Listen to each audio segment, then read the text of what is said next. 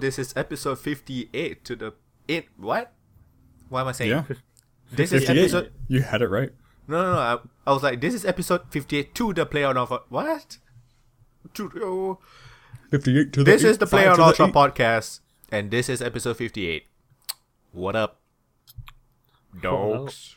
Ghostbusters came out today. Oh, yeah. don't even get me started. I'm not going to see it. I'm not. I'd rather burn the money, to be honest with you. I wouldn't mind you giving it to me through PayPal.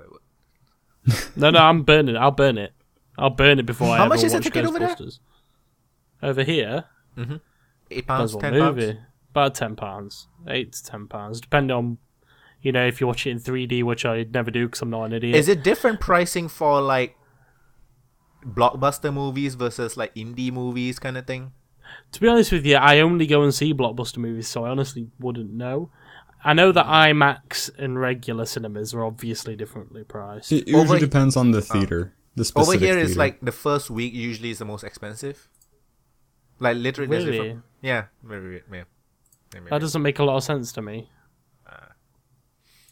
A lot of people would usually is like the most the cinemas are the most packed in the first week of the release. Yes. I would say. Next Friday is Star Trek, which I'm really looking forward to. Oh, I'm not. I did not know that. I'd rather burn my money than go and see that in the cinemas. Was it I'm that debating bad? going opening night. I don't like Star Trek anyway, and I actually hated the newer Star Treks. I've hated. I think I watched both. There was two, right? There've been 2. Yeah. I'm not a Star Trek fan, but I kinda enjoyed 2 more than 1. Because Maybe it's just because Benedict Cumberbatch. Also, RoboCop was in it. I did not watch not old RoboCop, right? The new actor who RoboCop. played RoboCop was in the the new most one? recent Star Trek, as the commander, the bad commander guy. I What's gotta his watch name? RoboCop because I like RoboCop, but they say it's not as good as the old one. The newest one was shit. The The old newest one one's was pretty really dang good. bad. Some of my friends say Yeah. it's basically like American propaganda against the Chinese or something. The new one? Yeah, I'm not I sure. don't remember. I have It to Wouldn't rewatch surprise it. me. It The wouldn't only surprise good thing Yeah, it wouldn't about surprise the me. new Like one Spider-Man 2. is there's an action sequence where they play the song "Focus" by the band. No, they play the song "Hocus Pocus" by the band Focus. I get them switched up all the time. It's a really good song, and it's cool to see it get used in a movie. Which movie? The new RoboCop. RoboCop. God. I know that I've Central I'm actually gonna go. I'm not gonna go and watch it. I'm gonna watch Central Intelligence when it's out. I've heard it's not bad. I've heard it's Peter it's Weller. the only reason to watch it I've heard is for The Rock and Kevin Hart. The film itself, from what Sure. I've heard, isn't very good, but they're entertaining to watching it. Okay. So, because come enough. on, I would have The guessed Rock the same is thing. the- They were probably yeah. entertaining, but the writing and the story isn't so good. I mean, it's The Rock and Kevin Hart. You can't really go wrong. Kevin Hart is consistently pretty good. Although it's really painful. So like if I go to a movie theater right now, the last several times I've gone to a movie theater, there's all the trailers. For some reason, the last several times, one of the trailers has been for Kevin Hart's stand-up special. I don't know if it's big enough they're going to be broadcasting it to theaters as well, or what the deal is. But that trailer, as funny as Kevin Hart is, I know he's funny. That trailer is terrible. The trailer makes him look like a not David Cage. Who's the who's the bad stand-up? David something. Daniel. No, what's his? God dang it. Is it a Christian one? No, he talks like, oh, I'm gonna eat the hot dog and put it in my mouth. My mouth. He just like repeats himself. Oh, God. Dane Cook. know. Who's who I'm thinking Oh, of. Dane Cook. How So, did they the trailer use makes the Kevin trailer Hart and make look Kevin like Hart look like Dane Dane Cook? Because it just shows him going like, ah, like doing faces and screaming. Like that's all. It doesn't show any jokes. It just shows him like doing really bad, like hamming it up kind of bullshit. You guys know which one I'm talking about, right? When it comes to the Christian one, I can't remember his fucking name. Like he literally makes like jokes, like against atheists and stuff like that. It's quite funny actually. Funny I as in don't know who stupid, you're not talking funny about. as in funny. No, don't know. Isn't it a sin to make jokes on stage? I don't know. It's probably in the Bible somewhere that it's a sin, something like that. I'm gonna put Coveting attention. Oh my gosh, it's a sin. So yeah, what have you guys been doing? Oh, Jordan's not here. Because he said he's been experiencing heat waves at the same time with thunderstorms. So like that's not fun. I've never experienced weather like that. I have no idea what to expect. But like the thunderstorms weather. is causing like power outages and stuff like that. Do you know what I call that? A Monday. Hot? How hot does it get though? Well, put it this way: it's turning summer about now in the UK. Next Tuesday and Wednesday, hot, the Tuesday and Wednesday rains. coming up. The Tuesday and Wednesday coming up, it's 27 degrees. Which, Oh yeah, to them it's like freaking hot. Which is hot for us, but for you guys now.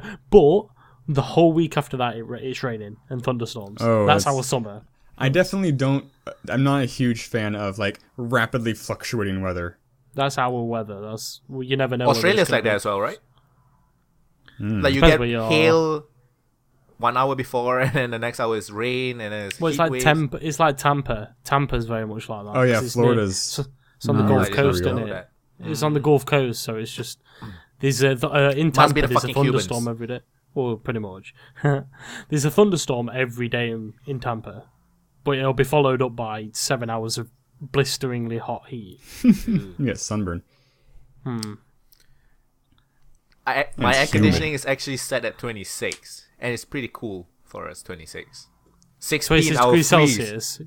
Is that Celsius or Fahrenheit? Oh, okay. Fahrenheit. gonna say. The fuck? Yeah. That'd be Yeah, pretty cold. Americans use Fahrenheit, though, don't they? We do. Yeah. I think it's like I don't- 80. It's roughly 80, 83 degrees Fahrenheit right now. What is it like? I don't even know what's the calculation. 3.5 I times. can't. I no, I don't- forget. I I thought think you so. added like 73. It Close did double enough. it. Into double and add 20. Double it and add 20. Sounds about right. Maybe. I don't know. You should know. You're the American here. You should know. But I never use Celsius. Yeah. That's, But your science like community, Like, and if you you do- use metrics, right? yeah. Like for physics classes, you definitely use metric all the time. Fucking hell. same with engineering. That must be Engineering, confusing as fuck. Yeah, I mean, as a software engineer, we don't really have to use units at all. But if you're like a mechanical engineer, yeah. Software engineer. Because they would never What you use gonna feet. do with Celsius? Right. Although Although it was actually a big problem. Some space program had a big issue where somebody was using they were using like miles instead of kilometers, and it fucked up a launch and it You see, like, we ruined use the project. miles, though. In England, we don't say kilometres per hour. We say miles an hour. Right. That's weird. Really? Yeah. I watched Top Gear. kinda- I just know that. I have seen Top Gear. The You'd new think that they would show's use a come out standard soon. system. A lot of England. You see, I would never say I'm 190 centimeters or whatever. I'd say I'm 6'1". I wouldn't say if I was using proper 1.7 calculation. meters. Yeah, if I was using proper calculations, I'd say. I would say that we usually use feet and inches, but we know how tall we are in centimeters. I don't. I have Do no you? idea how tall I am. I mean, I know how tall I'm in. Yeah, I guess Because we I say measure 6'2", in so- centimeters. Like if you go to the clinic as a kid, you do measure in centimeters. But because a lot of like the media and the culture is very Americanized, we know the feet and inches conversion and stuff like that. Interesting. I don't even know what centimeters are. I know I'm about 190, I think. But I'd just So say you're about 6'1". 6'4"? Oh That's no, pretty then fucking no. tall. I'm 6'1". You see, Oh, it was I have Mike no just- idea. You're Okay. marking that out. Say that again. I'm 6'1", so 6'1"? that I was wrong. Oh. I was wrong. So I Well, don't even know. 181, 182 is about 6 feet. So roughly. about 184, 183, then somewhere around there. But yeah, because we obviously we drive on the left as well, but most places drive on the right. I think most do. I might be completely wrong in saying Commonwealth, I think, all drive on the left. that. Not all of the Commonwealth, I believe. I think some parts of the Commonwealth still drive on the right. Most of the Commonwealth does drive on the left, though. Like Hong Kong drives on the left, Australia drive on the left. I think Canada might. Or do Canada? If Canada drive on the right, then they're part of the Commonwealth. I think Canada drives on the right. Too bad Jordan's then- not here. So that's the part of the Commonwealth that drives on the right. Canada was part of the Commonwealth, right? Yeah. Am I Yeah. wrong? I think Yeah. so. I'm pretty sure. Should be, yeah. I'm pretty dang sure. They are. I thought so as well. Didn't want to mess that up. But your privilege, your imperial privilege is showing. the new Top Gear is coming out soon, and I can't wait. So if anyone who watches through Amazon, so if anyone who watches Top Gear has heard about it, Jeremy Clarkson got fired from the BBC for hitting a producer. So he battered a producer apparently. So they fired him, and now him, Richard Hammond, and James May are making a new show called The Grand Tour. On which is Amazon. exactly the same thing. No, basically, do you know like Top Gear's? They do the show weekly, and then they talk about a specific car that week and stuff like that. From what I believe, Grand Tour is going to be purely the special episodes. Do you know where they go on long trips and stuff like that's that? cool. Which are my favourite episodes. They're the only Top Gear episodes that I enjoyed watching after, I was 16. Top Gear is so huge. It's a worldwide thing. They watch it all over the place. It's huge over here. I can remember they went to Vietnam, and loads of people in Vietnam even recognised him. Fuck it up.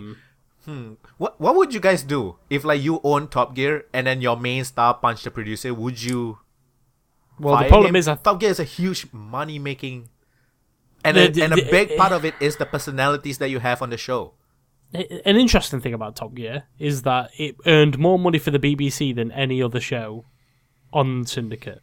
Doesn't surprise me. By a massive margin. Because BBC don't... Because there's ethics I don't know. And then money. But money speaks louder because you guys stuff. The BBC is non-commercial. Is it like HBO don't run commercials? I don't know. Well, the BBC don't run commercials ever. You don't see commercials on BBC. It's public television. There's no... right. We only get BBC here if we pay for cable. Well, but over here it's that's I totally forgot it's public. Yeah, so there's no commercials or anything like that. So is it like fundraising? Because like here, like we have like the public channel. And it's like every so often it's like, oh, it's Pledge Week, where if you turn on the channel, it's just like people saying, if you call now, you can get a tote bag for $60.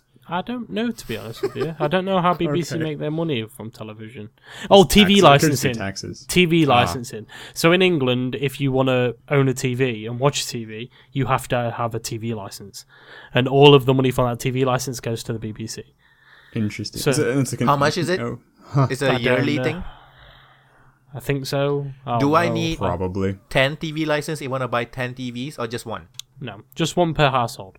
Just one per household. But you have to commend them for firing him because it was they kind of the right thing to do. They would have got so because much we always backlash get pissed off with companies like. It also wasn't really his first offense either. No, he's a horrible person to work with. Apparently, he's kind of full of himself. Yeah, but I don't blame him of being full of himself. Not the other part. I don't blame him being full of himself because he's been told for so many years how important he is to the BBC. So he's I can't blame a guy for getting that kind of ego from that. Good for the BBC to take a stand and fire his ass. Yeah, I mean, it's not like BBC is sure on anything. They've got tons There's of not really a clear good or bad side in the situation. I mean, the fact of the matter is, it turned out good anyway because Top Gear's failing. Top Gear's so failing at the minute because the new no one likes the new presenters. Everyone hates him. Chris Evans has been fired. For the new presenter, and I think the biggest part is no, not that one. That's what I thought. I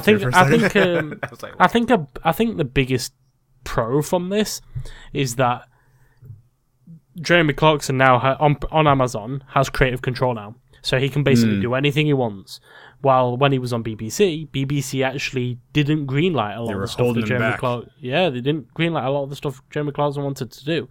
So now we might get a show that's more controversial, more just entertaining in general, I guess, which is nice. Amazon, right, or something? Yeah, Amazon. It's like exclusive to Amazon's streaming service. Yeah, unless you just watch it online an hour after it comes out, which you get for free if you subscribe to Prime, right? If you have Prime, I believe so. Is the only way to get it? Is it? I think so. You might be able to pay for it individually. Separately. Yeah. Yeah, because they do have that music streaming, so I assume that they have video streaming too. Yeah. You can stream definitely albums do straight have off of Amazon. Their own. I mean, they've been reasonably successful with their Amazon exclusive shows so far. Like they had a big one over here. I mean, it's on Amazon, so it's everywhere. It's called Transitioning, about a man transitioning to a woman. It's a scripted like drama comedy kind of thing. I don't know. It was supposed to be really good. It's not reality TV, right? No, right? Yeah, it's not. It might be based on a true story though, but I don't recall. I know, but yeah, Amazon has some pretty good stuff. Like if you shop a lot, you can just have Prime and get like one free shipping and like 1 day shipping. It's free 2-day shipping. Free 2-day shipping. Really? No, it's free. It was free 1 day shipping over here. Depends on where you are, probably. Well, all of the stuff because we have Amazon.co.uk, so all of the stuff on that website will be based within the UK. So we get next day delivery on anything. One cool thing is you can opt for slower shipping, and usually it'll give you like $1 or $2 for like your Amazon account. So like I do that a lot, and then just spend it on music. Nice. Oh, interesting.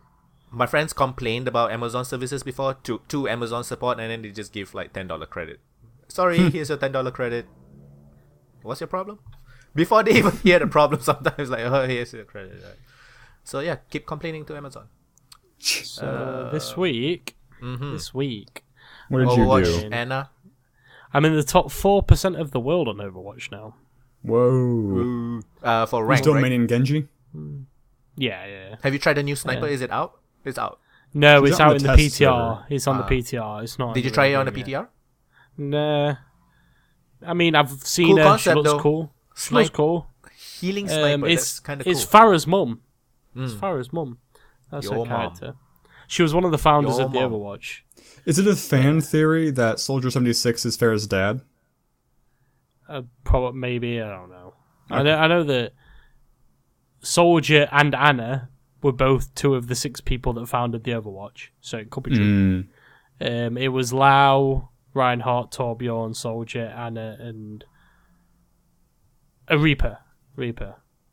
Is Lau Genji before he's Genji? No. Lau is a character that hasn't been released yet. Okay. Genji only joined the Overwatch after he became a cyborg. Oh, I thought Genji was a bad guy. No. Okay. Hanzo, he betrayed they're both part of the Shimada clan. And Genji apparently betrayed the clan. So Hanzo killed his brother. And then Mercy saved Genji's life. And then brought him into the Overwatch. I see. So, good for Mercy to have the ult ready. Yeah. If you watch, do you know the first animated short with Winston? Yeah. It's like, if you watch that, and you know when he presses yes at the end and it cycles through all the names, you can see Genji Shimada as one of them. So he's he's part of the Overwatch. I don't think Hanzo is, though. He's just part of the Shimada clan. I'm not sure. But yeah. But Overwatch, so I'm doing pretty alright on that. I want to get to 70 within the next couple of weeks. 17? Ideally. 70. Because I'm 63 at the minute. So I want to get to 70. Not level, that's rank. I'm like 91 at rank, level at the minute. And then I've been playing a lot of Rust. Oh yeah. Yeah, what compelled you to suddenly play Friends? I watched Destiny play Rust for the past 2 weeks. Every time he turns his stream on, he's got Rust on. And I'm watching him, I've got a real craving to play Rust now. I just love the whole idea. You played it before, right? I played it for about 5 hours, and I played by myself last time though, and it's so unforgiving when you're by yourself because you can't do anything. You just get murked by 9 different people with shotguns. Oh, great! But we're getting more people on. Gonna play Rust. That'll be fun. I've been playing some Rocket League because Rocket League's awesome. Why would you not play Rocket League? Dead by Daylight. I played a few games. Dead by Daylight. The party system's in Dead by Daylight now. So you can, cool. You can all be survivors now. Cool. We played some yesterday. I think it was yesterday. And I played some Project Zomboid. I've heard about that. Yeah. Interesting game. I played it with one of my friends. Quite like it. Yeah, I quite like it. Anything it's different about it? It's just basically, it's an isometric game. Oh, right. And right. And you just have to basically like ransack houses and then create a safe house and then survive as long as you can in zombie apocalypse. So it's just a nice little game. Did you play that survival game where it gives you the feels? What's it called? The 2D, the side-scrolling one.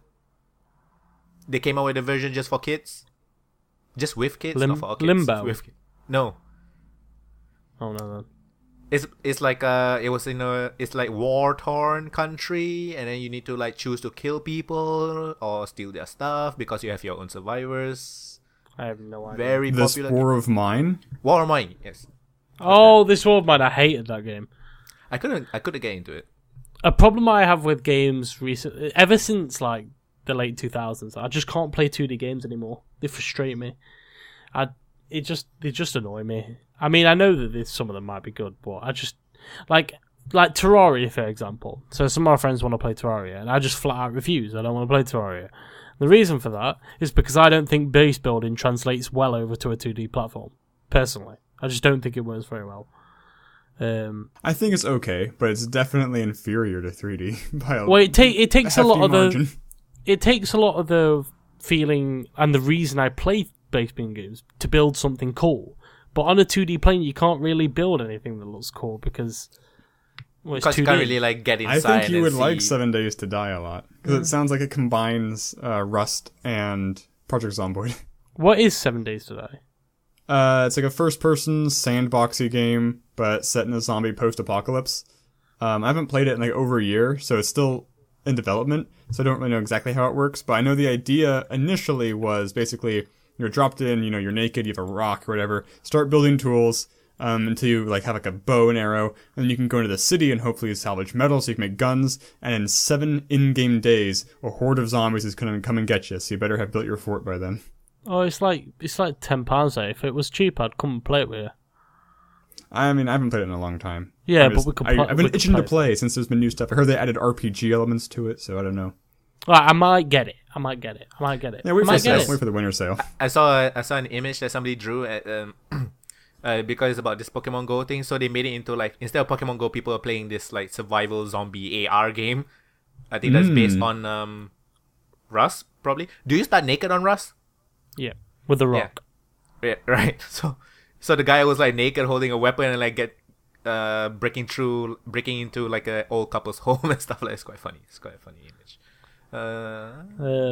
Yeah, but so Rust, Rocket League, played some FIFA before stream. I get hankering to play FIFA every now and then. Play it for about 2 days, and then just don't touch it. Do you play the manager mode? That is my favorite mode in any sports games. Manager mode is like my favorite. Franchise mode, manager mode.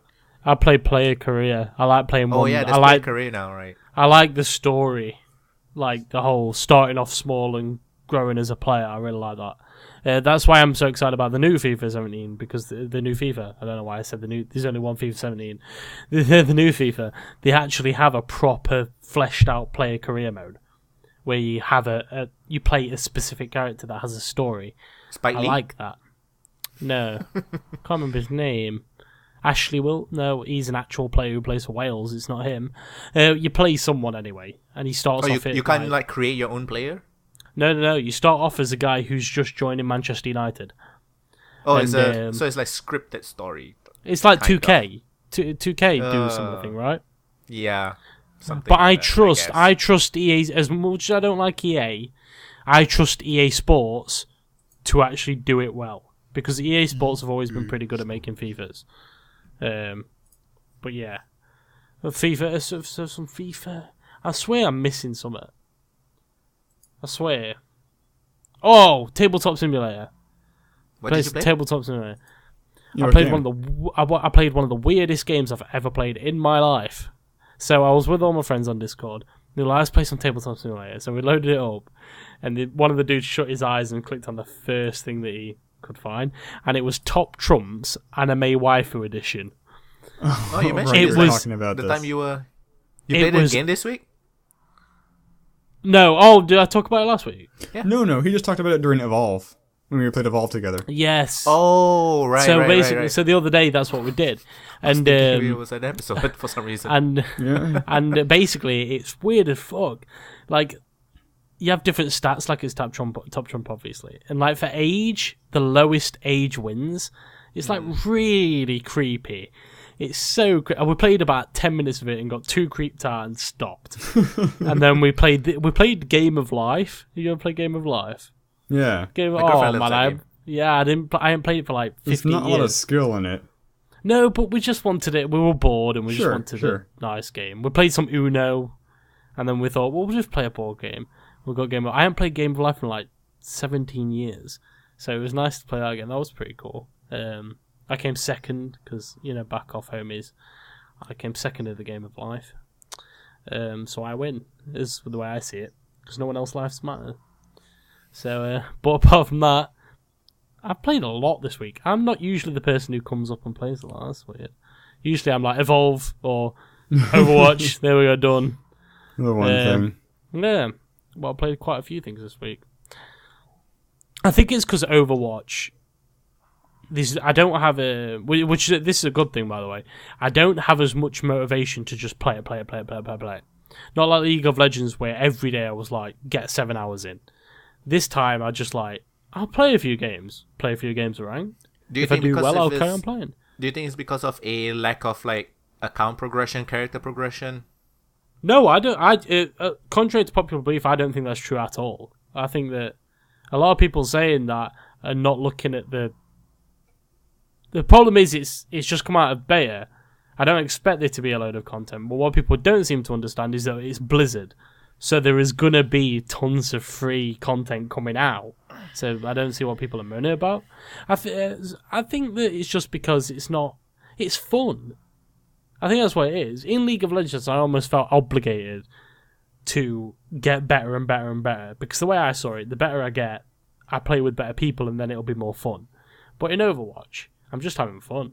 It's just really, really fun to play. So I just play it for like 5 or 6 games and then go and play some Rust for a bit. Come back, play another 2 games, and just play Rocket League for a bit. There's no stress. I haven't raged a single time in Overwatch. Not one single time. Because I just don't feel the stress in Overwatch like I did in League of Legends. That, right? We're coming for you. Fucking, you build it is proven now. LoL is just toxic. It just builds a toxic environment. Well, apparently Overwatch has its own problems though with toxicity. Oh, it does. Oh. But I expect that. I never expected to come to this game. You can't have a toxic-free environment. Yeah, it's never going to happen. People are like, oh, Overwatch is coming out. Maybe we can get away from these toxic League players. Nope. A lot of them are going to be moving to Overwatch or playing both, and you're still going to get the toxic people. People are living in fantasy land if they expect to come even in Battleborn, they only had like 1,000 in-game players at any given time. Had toxic assholes. It's because it's a competitive way lower game. Now. It's a competitive game, so of course there's gonna be toxicity.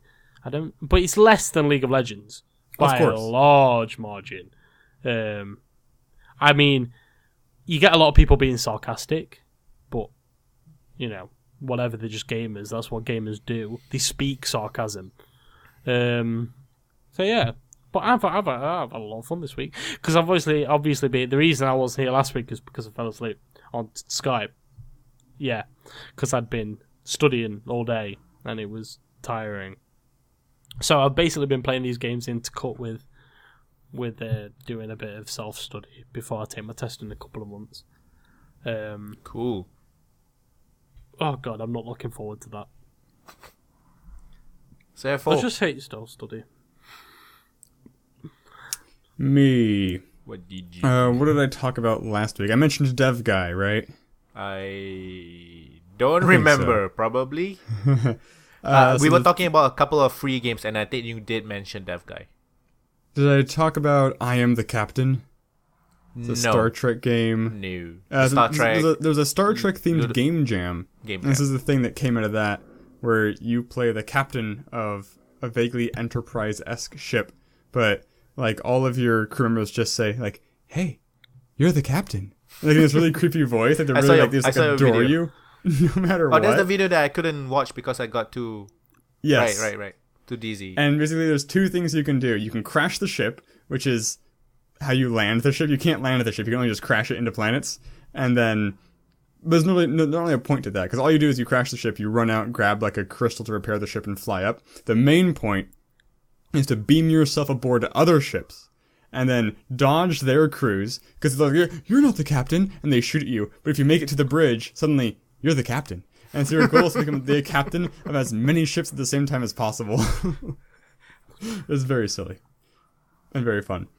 Then I did Fictorum, which is a game by developers that you interviewed, where it's like a third person.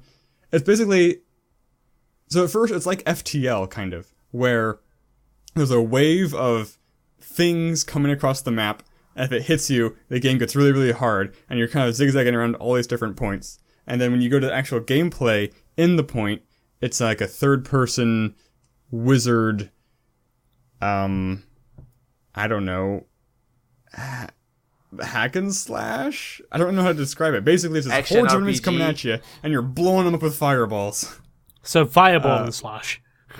Yeah. I mean, you can choose you only a fire mage, a frost mage, or a lightning mage. Yeah, you can only play a mage. It's a mage simulator. And you can acquire new skills and gear and stuff. But right now, at the demo, there's not a lot of variety to it. Yeah. But it's is it a roguelike? Very pretty. It's a roguelike, yeah. Yeah, it's a roguelike. Okay. There's not even an end yet, I don't think. I got to level 10, and I didn't encounter the end boss. Like, I mean, I got, to the right, to the proceed to the next level area, like, 9 times. And on the 10th one, I was just like, okay, this is dumb. Because I'd gotten so far that the game was, I thought it was going to crash. Because there's just so many enemies on the maps. It's like stuttering really hard. It's like, fireballs everywhere! I'll hit something. Although, that's actually lightning, because lightning's way better than fire, because you don't have to aim it. It just goes, like, it just arcs, and it's instant. You don't have to, like, you don't have to compensate for its trajectory. So it's a fun game. Currently on Kickstarter. I recommend checking it out. This week has had a lot of free games go up on Steam. Like, I've played 3 this week. One of them went up. It's called The Lion's Song. It's basically, it's a point-and-click adventure, but it's pretty linear. There's not a lot of, like, puzzle solving. There's a little bit, but definitely less than, like, is the story we good? Think of. I think so. I think the point-and-clicking goes well with the story. Because, like, so, like, a big example, like, so the setting is it's going to be a 4-chapter game. This is chapter 1. You're a composer, and you're in this cabin in the Alps, trying to isolate yourself, trying to write music. So, like, you're clicking on different things in the cabin to get inspiration for your music. And the order on which you take inspiration can have effect in the game. Because, like, this guy, he'll call you, and based off of how you interact with him, it can do different things. Like, I mean, the game kind of goes the same way, no matter what you do, but you can uncover different details based off of how you handle certain situations. Like, unlock extra lines of dialogue and that kind of stuff. Because I can remember we were talking about, cause something I really like in games like that is, and storytelling in general, is when you only know as much as your character does. Right. I think that's really important. So, can you remember when we were playing The Longest Journey and April Ryan fell asleep? And it just skips the entire story, and then you wake up. And at any point in time, you don't know any more about the story than April Ryan does. And I think that's really cool. And the same happened in the latest Dreamfall chapters, where the ending doesn't give any definitive end for any character, but I kind of like that. Usually I like things to be tied with a little bow tie and given to me on a self-player. But I think the whole point of the game was there was 4 different playable characters, and the game isn't specifically about any one person's story. So I like this. I like what they did in the fact that it's not about anyone's in particular story. It's about everyone's story coming together. So So it's not just focusing on April Ryan? The Dreamfall chapters doesn't really. You can't play April Ryan at all in Dreamfall chapters. Ooh. You can, so in all of the 3 games, you can play April Ryan, Zoe Castillo, Kian Alvane, and Saga. In the last game, you can only play the last 3. And basically, no one's story has come to a definitive end. April Ryan just comes through a portal and it cuts to black. Kian Alvane just is on a balcony in his home city and it cuts to black. Saga cuts to black, and Zoe Castillo's pregnant, but you don't know who her boyfriend is now. You don't know if it's the boyfriend that she's had the entire game, or whether she got with someone else. So I like this idea that you have really no right to know how these characters turn out. Your job was to come here and play a game and experience this part of these people's lives. You have no right to know how they end up. You know?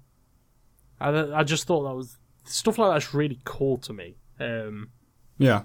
That you're only given as much as you need. Because normally if I play a game, I need to know how characters end up. I need to know.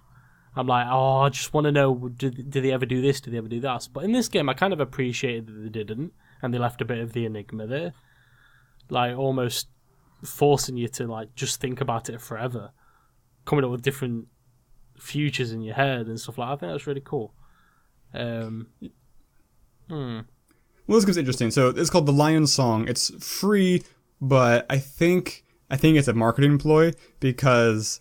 below the free is the buy the season pass. So I think episode 1 is free, and I suspect episodes 2, 3, and 4 will not be free.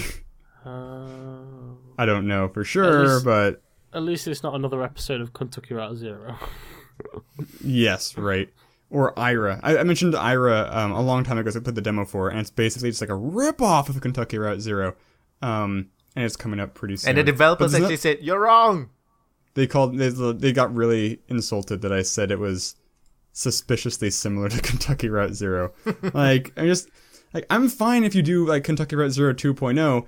If it is 2.0, don't do the same mistakes you made. Also, finish Kentucky Route Zero. I don't know. I don't. It's not the same devs, but it's just like, it's dumb. Well, because I recently, like a week ago, I played a game called Knee Deep, which is similar to Kentucky Route Zero, not as similar as Ira, but it's actually good. It has a bit of the same problem where you don't know as much as the characters, but on the whole, it was still good because it wasn't egregious.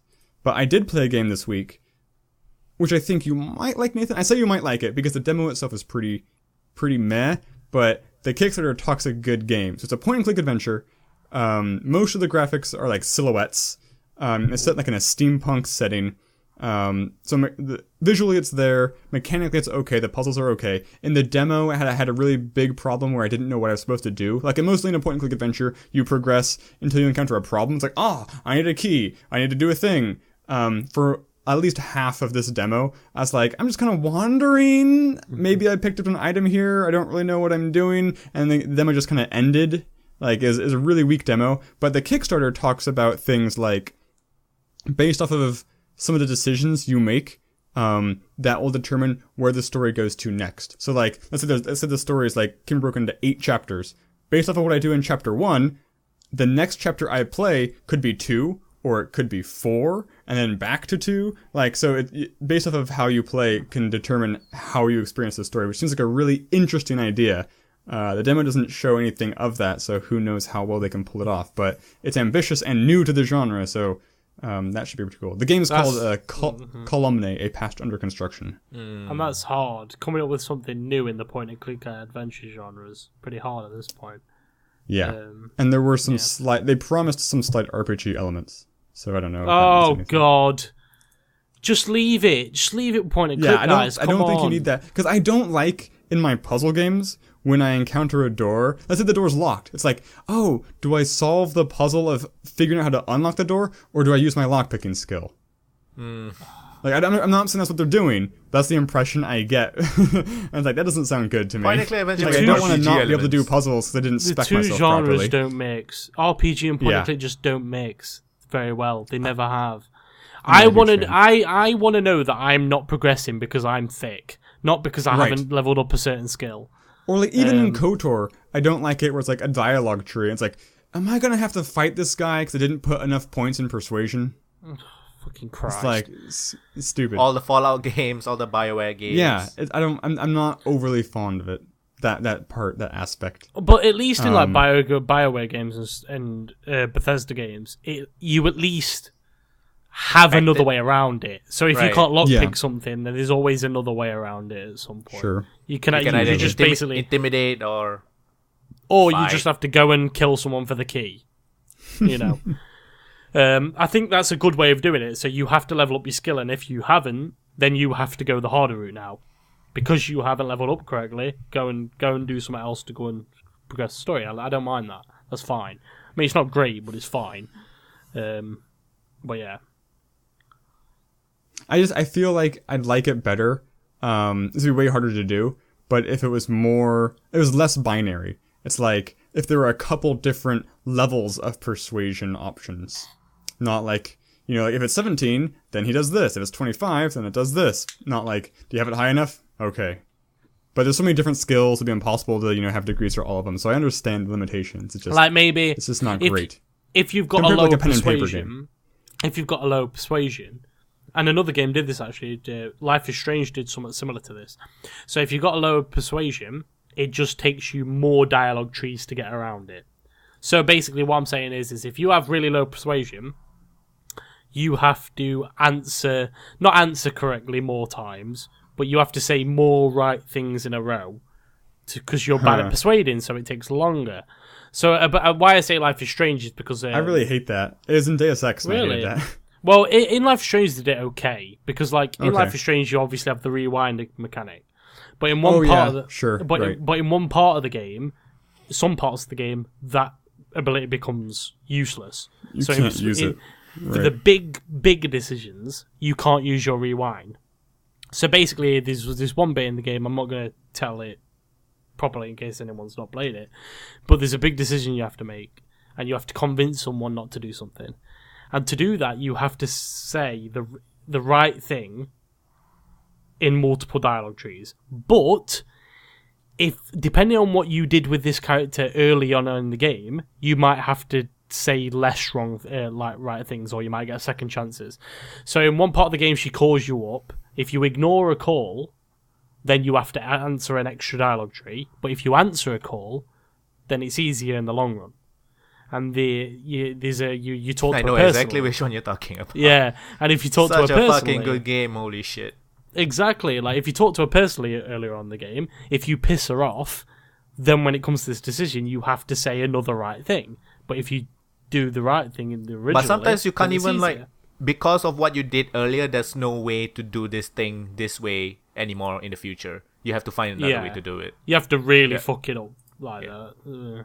But this specific decision I'm talking about was really, really good because it actually brings this feeling that almost, holy shit, my past decisions did matter because now I have... And not only that, it's not very clear. Would you say? Yeah, it doesn't tell you... You didn't feel like you won. It wasn't clear that you made the right decisions. Yeah. Until you see, oh shit, you made the wrong decision. So... The thing is, I got super taken aback with whatever that happened, the event that I was trying to prevent. I'm trying to... Because I think we're being a bit cryptic, so I'm not going to spoil it, don't worry anyone listeners. Basically, you can stop someone from dying. That's basically the crux of it. And if you say a lot of wrong things, or if you did all the stuff like I said earlier, if you piss her off and don't take a phone call, if you say anything wrong, this character will die. But if you was nice to her earlier on and you did take a phone call, then you might be given a chance to fuck up once, and you can carry on.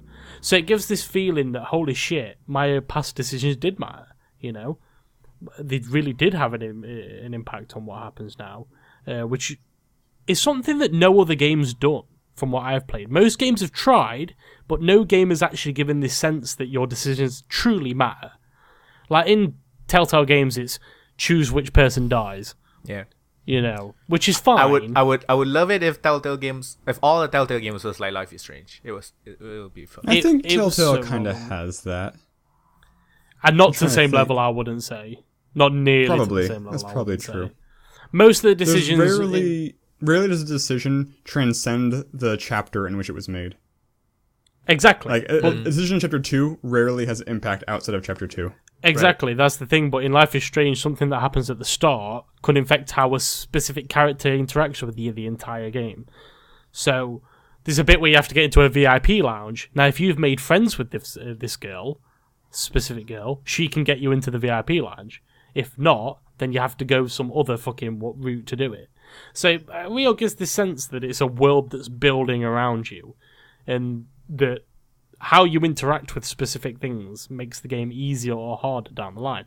But the most important thing is the game never tells you if it's going to make it easier in the long run, harder in the long run, or has no effect at all.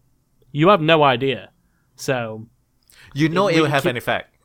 Because but no, I mean, you make like, a decision but you really just don't know anything else pretty much. But I meant do you know like when you take the girl's phone call, for example? If you didn't, it doesn't you don't then know you're gonna have to answer more questions in that specific scene. But when the decision happens, it is clear which decision affected that.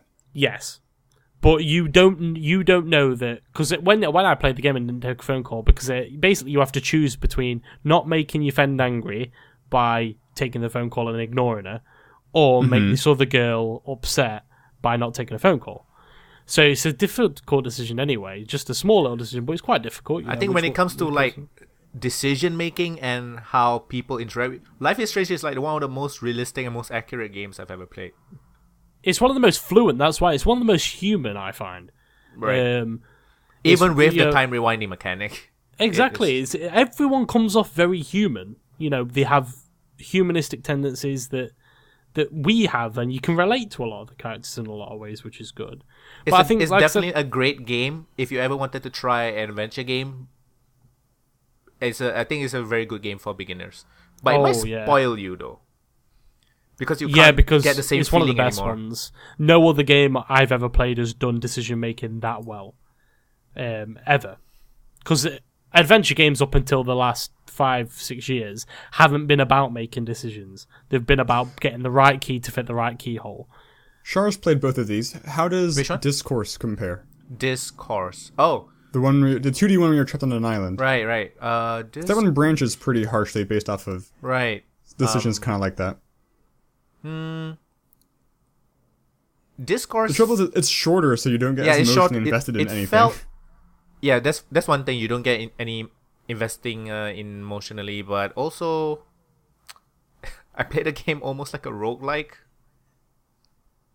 Well, you do play it in one sitting. Yeah, it's like 1 hour, 1.5 hours, right? And then you play it again. It's that kind of game. So Life is Strange is very different because it's more of a experience, and you most probably might not go back and redo it, because I definitely won't replay that game, because I feel that what I've experienced is final. That's it. Anything else I want to see it'd be like cheating, wouldn't it? Yeah, if I wanted to watch the second ending, I'll watch it on YouTube rather than play it, because I want to make sure that my experience is just that. But Discourse is more of a roguelike actually for me. It'd feel like cheating for me. Both are good games. Do you know if I was playing Life is Strange and then go back to play it again to get different decisions? That feels like cheating to me. No, I made my decisions. That's it. That's done. It's probably the only game that I'm okay with making my decisions to feel final. Especially the final decision. The last decision took me 20 minutes to decide. Yeah, it took me on quite the a long stream. time. I was sat there I was recording it with my girlfriend, and in the file there's a huge gap of nobody saying anything because we were just thinking what the fuck are we doing? You make a decision. No, you make a decision. I really was torn from that decision. But I think, like I said, I haven't played a game that's done decision making quite to that level. Even Telltale, which is known for its decision making, for some reason. But it's just that first one that we were talking about will always stick in my mind, though, because it's not until you go back. The Walking Dead. No, the first. The first trying to prevent scene in Life is Strange. Yeah, but that really stuck with me, because when you go back and think about it, it really made sense that these little tiny decisions, and it's like real life, little tiny decisions can have really big impacts in the future. That's why they use a butterfly, right? Butterfly effect, and yeah. So I think it's interesting to note that. Did anybody watch that movie? Which one? Butterfly effect. I heard it's pretty good. Yeah, it's good. I need to watch it. I think it's important to note that when you make a decision in Life is Strange, it tells you that you've made a decision that's, big. Will affect, right? But you have no idea what that effect will be, or how big that effect will be, which I think is really It literally uses the same mechanic as Telltale games. This person will remember your decision, kind of thing. Yeah, but the impact of your decision in Life is Strange is way, way bigger. or it could not be anything at all. The game tricks you a couple of times. I was like, she'll remember this, and then she doesn't really bring it up again. There were like a few really small decisions. I'm like, how is this gonna affect anything? Fucking hell. Well, that's what I thought when I didn't take that girl's phone call. I was like, oh, it's only a phone call. You know, my friend's here. They'd be rude. Like, I'll just stick with it. And then later on, she was like, why didn't you take my phone call? I was like, shit. No. I got every question right the first time on Life is Strange. I'm so proud of that. I was sat there for like 5 minutes each time, like, which one do I press? And I got them all right, which was cool. Oh god, that game's so fucking good. And it got so much stick. I was reading the reviews one after I played it, and everyone's like 6 Really? out of 10s. I was yeah, everyone's like 6 out of 10s. The story's a bit Teenage. it's a bit not only that, but a lot of people are saying like the story's very it's very forgetful. Like it doesn't. It's the pacing's bad, but I don't agree at all. I think it was like how it's realistic. Life is never all action-packed. 60 miles an hour. Uncharted 4. Or yeah, it's never all Uncharted or all Dear Esther. You know, it's not always quiet and it's not always action-packed.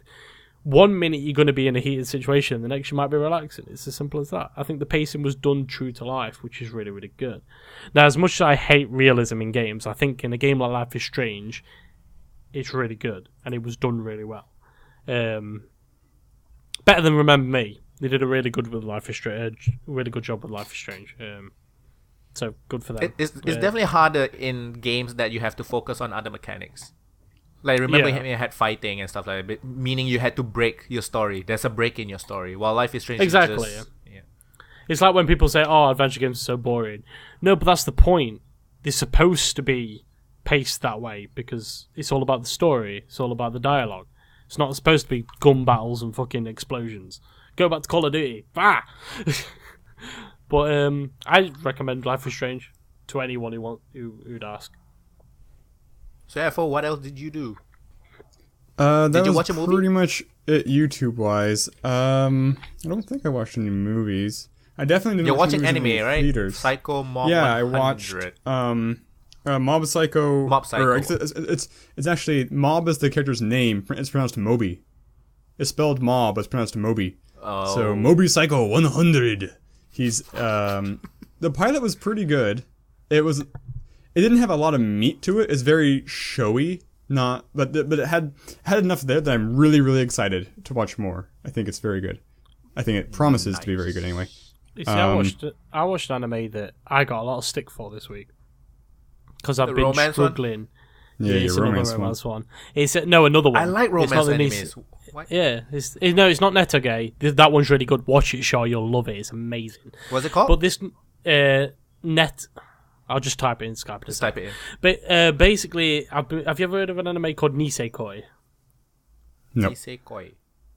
I started watching it and I got a lot of stick from my friends because usually they like romance as well, but apparently they think it's really trashy. When I search for Nisekoi, I get quality koi fish, highest quality USA koi. What NISA? NISE, right? And NISE KOI. Ah. Nisekoi. And basically they were like, "Oh, it's so trashy," and I think it's cute. I feel really bad now because everyone's like saying, "Oh no, it's really bad." I'm like, "Oh, it's cute." I think it's cute. Am I just picking really like trashy comedies then? It's a 7.9 on my anime list, so I don't think it would be that bad, right? I liked it. It's pretty fucking cute. high. It's not even finished yet. It's still going on. I think it's cute as fuck. But It's a romantic Netogay, comedy. Oh, Netogay is brilliant. Hold on. This isn't the whole title, but basically, if you type that in Google, Should be able to find it. it's brilliant. Absolutely brilliant. Because I've run out of stuff to watch. Netogay's season finished. Hero Academia, the season finished for My Hero Academia. I had nothing to watch. So I was like, oh, it's Nisekoi, why not? And I like it. It's good. It's sappy, but it's In English is, and you thought there is never a girl online. Yeah. Basically, it's about these people who play online games. And this guy finds out that the good people he's been playing with are all girls. And it turns into, like, it's not... like a great show, but it's really cute the way they do it. Yeah, it's really good. I like it. Sorry, Carl, if I cut you off. What were you saying? So that's just one episode. I caught up. Well, it just started airing, so only 2 episodes. But I caught up on the new series of Berserk, which picks up pretty shortly where the last one left off. It's got this CGI style to it. And the new game is coming out soon. But it has composer Susumu Hirasawa doing more Berserk soundtrack, which is freaking the best thing ever. So I don't care how bad the anime is, and it's not bad, as far as I know. I haven't read the manga, but I'm liking the show and loving the soundtrack. I've heard it's good. Berserk. I heard one very person who adult, didn't like it, but I think he was complaining more about the manga because it's in it's like in limbo hell. I don't know if he's talking about the show, but I like the old show and I like the current show. So, did you carry on watching My Hero Academia? Yes. The last thing I remember seeing, there was they fought. They had like the 2v2 thing. Then they had the stupid rival kid was gonna leave, but like every episode, the main character cries. Every single episode, he's a proper bitch. It's like, oh my god. I'll watch it for my. And his rival, because his rival's always like, you did that just to make me look like an idiot. It's like, no, I respect you. It's like, I hate it. You see, I watch it for my. You see, I watch it for my. All Might's my favorite. I love him. He's awesome. Great. He's so great. In fact, really, in the last episode, in the second last episode, I think you'll like it. He has this massive fight scene where it's just All Might in a fight. It's insane. It's so good. Be cool. It's so good. Yeah, I'm really looking forward to seeing, because we got a good breakdown of everybody's powers. I'm really looking forward to seeing, like, I want to see more of the Fire and Ice guy, obviously. I really want to see more of, like, the guy with, like, 6 arms. Who can, like, make, like, mouths and stuff. I think they come into it. They won't come into it in this season. They haven't. I can tell you now. Oh, dang, that's too bad. The Ice guy does. He takes on, like... He seems like a A-lister. He takes on a whole... Basically, I'm not gonna spoil it, don't worry. At some point, he just, like, takes on a load of people by himself, like, with ease. He's just like, whatever.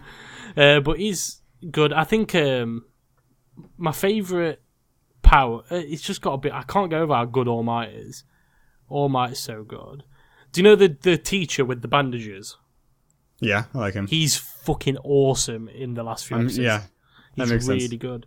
His power's called... He's called a Razorhead. He can take away people's powers by looking at them. As long as he doesn't blink, right? Yeah, that's why his eyes are always dry. Right. But yeah, it's so great. So great. Yeah, but that'd be cool. And then I also started watching... more of JoJo's Bizarre Adventure, because I'd watched the first 2 story arcs because they were dubbed, but now I've been taking the time to watch the 3rd story arc, which is only available subbed. I don't like dubs. I hate dubs. I don't either, but I also like multitasking. I like multitasking more than I hate dubs. You see, I always want to. Do you know when I'm playing like a game or something, and I want to catch up on one of my animes? Yeah, I'd really love to be able to have it on the other screen while I play a game. But I just can't get over the English voice acting in all the animes I've watched. It's so terrible. It definitely depends on the anime. Some are far worse than others. Like Naruto was... Isn't there like a very... It's pretty infamous, but because of the dubs were like... I don't even know, was it purposely written that way? It was really, really bad. Talking about Ghost Story? Ghost Story... Ghost Story was an anime where the natural writing was apparently just so poorly written, they told the dubbers to just do whatever they wanted. It watches a bit like an abridged series, and it's hilarious. It's so good. And it's really funny, actually. I believe. Yeah. What's it called? Ghost Story? Ghost Stories. Or Ghost Story. I think it's Ghost Stories. But I don't remember for sure. I've heard this. You can find them all on YouTube. Yeah. Ghost Stories. It should be that. I've heard this. I've heard this in a abridged version of Yu-Gi-Oh. I haven't got time to watch. There's an abridged version for everything now. I've heard the Yu-Gi-Oh one's okay.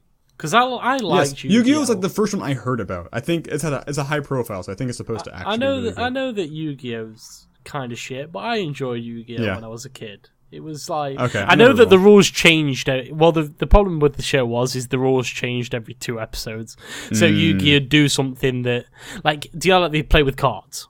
Like, in every single battle he has, he'll end up using a card that we've never seen before, that's never been mentioned. Very Deus Ex Machina. And he pulls it out at exactly the right time. In fact, of course. The biggest bullshit thing was the last battle between Yugi and the Pharaoh, when the Pharaoh doesn't even look at his cards when he draws them. He draws them and plays them and calls them out exactly. And everyone's like, can he see into the future? And then one of the characters said the most cringeworthy sentence I've ever heard in my life. He went, no, his willpower's so strong he's actually changing fate. I'm like... oh god, that's so bad. He was like, he's actually changing which card he's drawing with his willpower. I'm like, no, it doesn't work like that. You can't do that. This doesn't work. I watched a video of Yu-Gi-Oh that a guy said on Reddit that really pisses him off every time he watches it. It's basically the main character on like a yacht or something, like a huge ass luxury boat. Mm-hmm. And then another guy asked to look at his card, and then the other guy just threw his card into the ocean. Oh, yeah, basically, What the fuck he had was that? Exodia. Exodia is a card. Like, so in Pokemon, things are powerful because they're rare, but like somebody has to manufacture the Yu-Gi-Oh cards, right?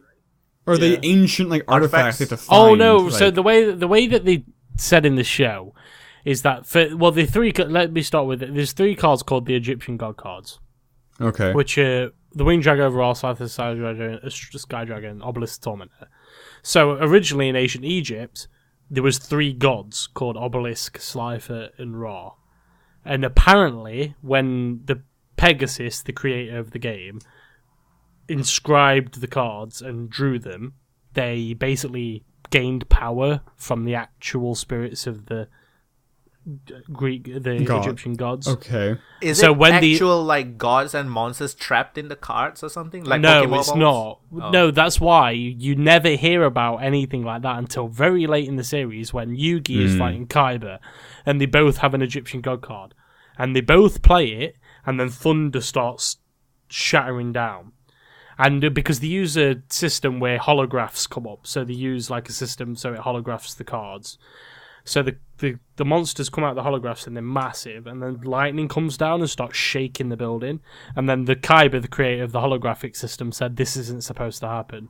So it's like the Egyptian god cards have power. I thought there were some things, like I thought I saw something where this guy played like a card that had to deal with like zombies or something, and because they were playing the card game in a graveyard, it was like stronger because there were literal corpses. I know it sounds weird, but basically, when the first arc is called Duelist Kingdom, and they go on an island, and all over the island, there's like them battle stages where the holographs and stuff, and basically the tournament was set up so that if you're playing in a certain area, certain monsters have stronger attack. Okay. So the in the graveyard bit, it was designed to be, but only in that tournament. But it's only a card game, right? Nobody uses these monsters to like rule the world. Well, they did. They did. That's the whole point.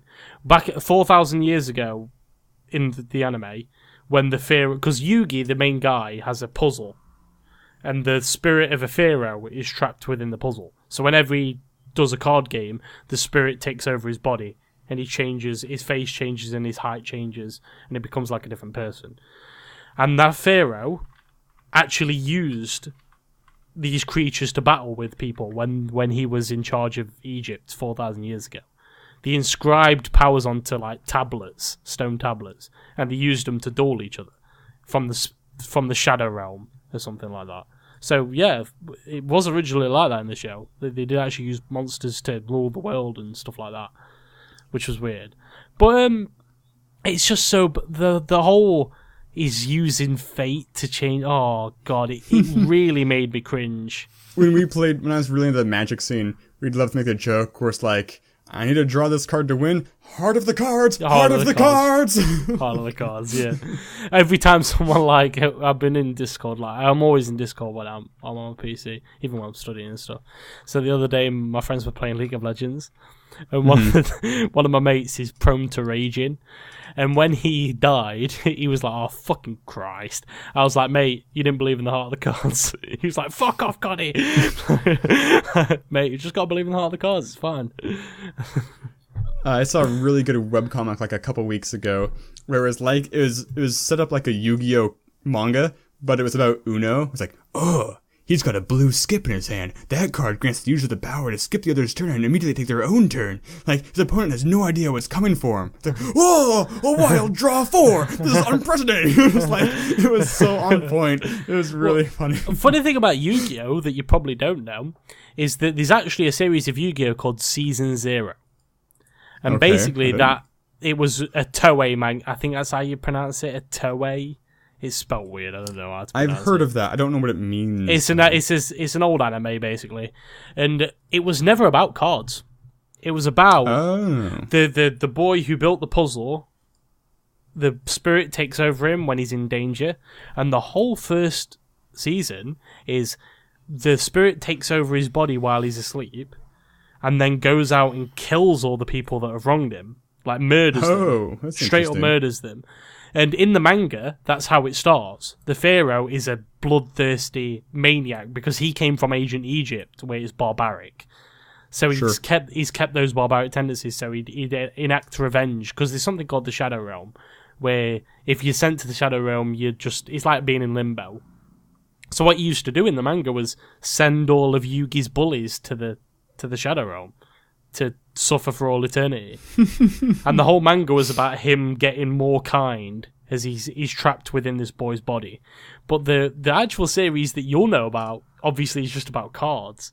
Right. And in the start he is a bit he's never barbaric in the series, but he's not very nice, I guess. There is a part where he's willing to kill someone else to save one of Yugi's family. And then there's this whole thing where Yugi said he'd never use the spirit's help again and all this. It was very stupid.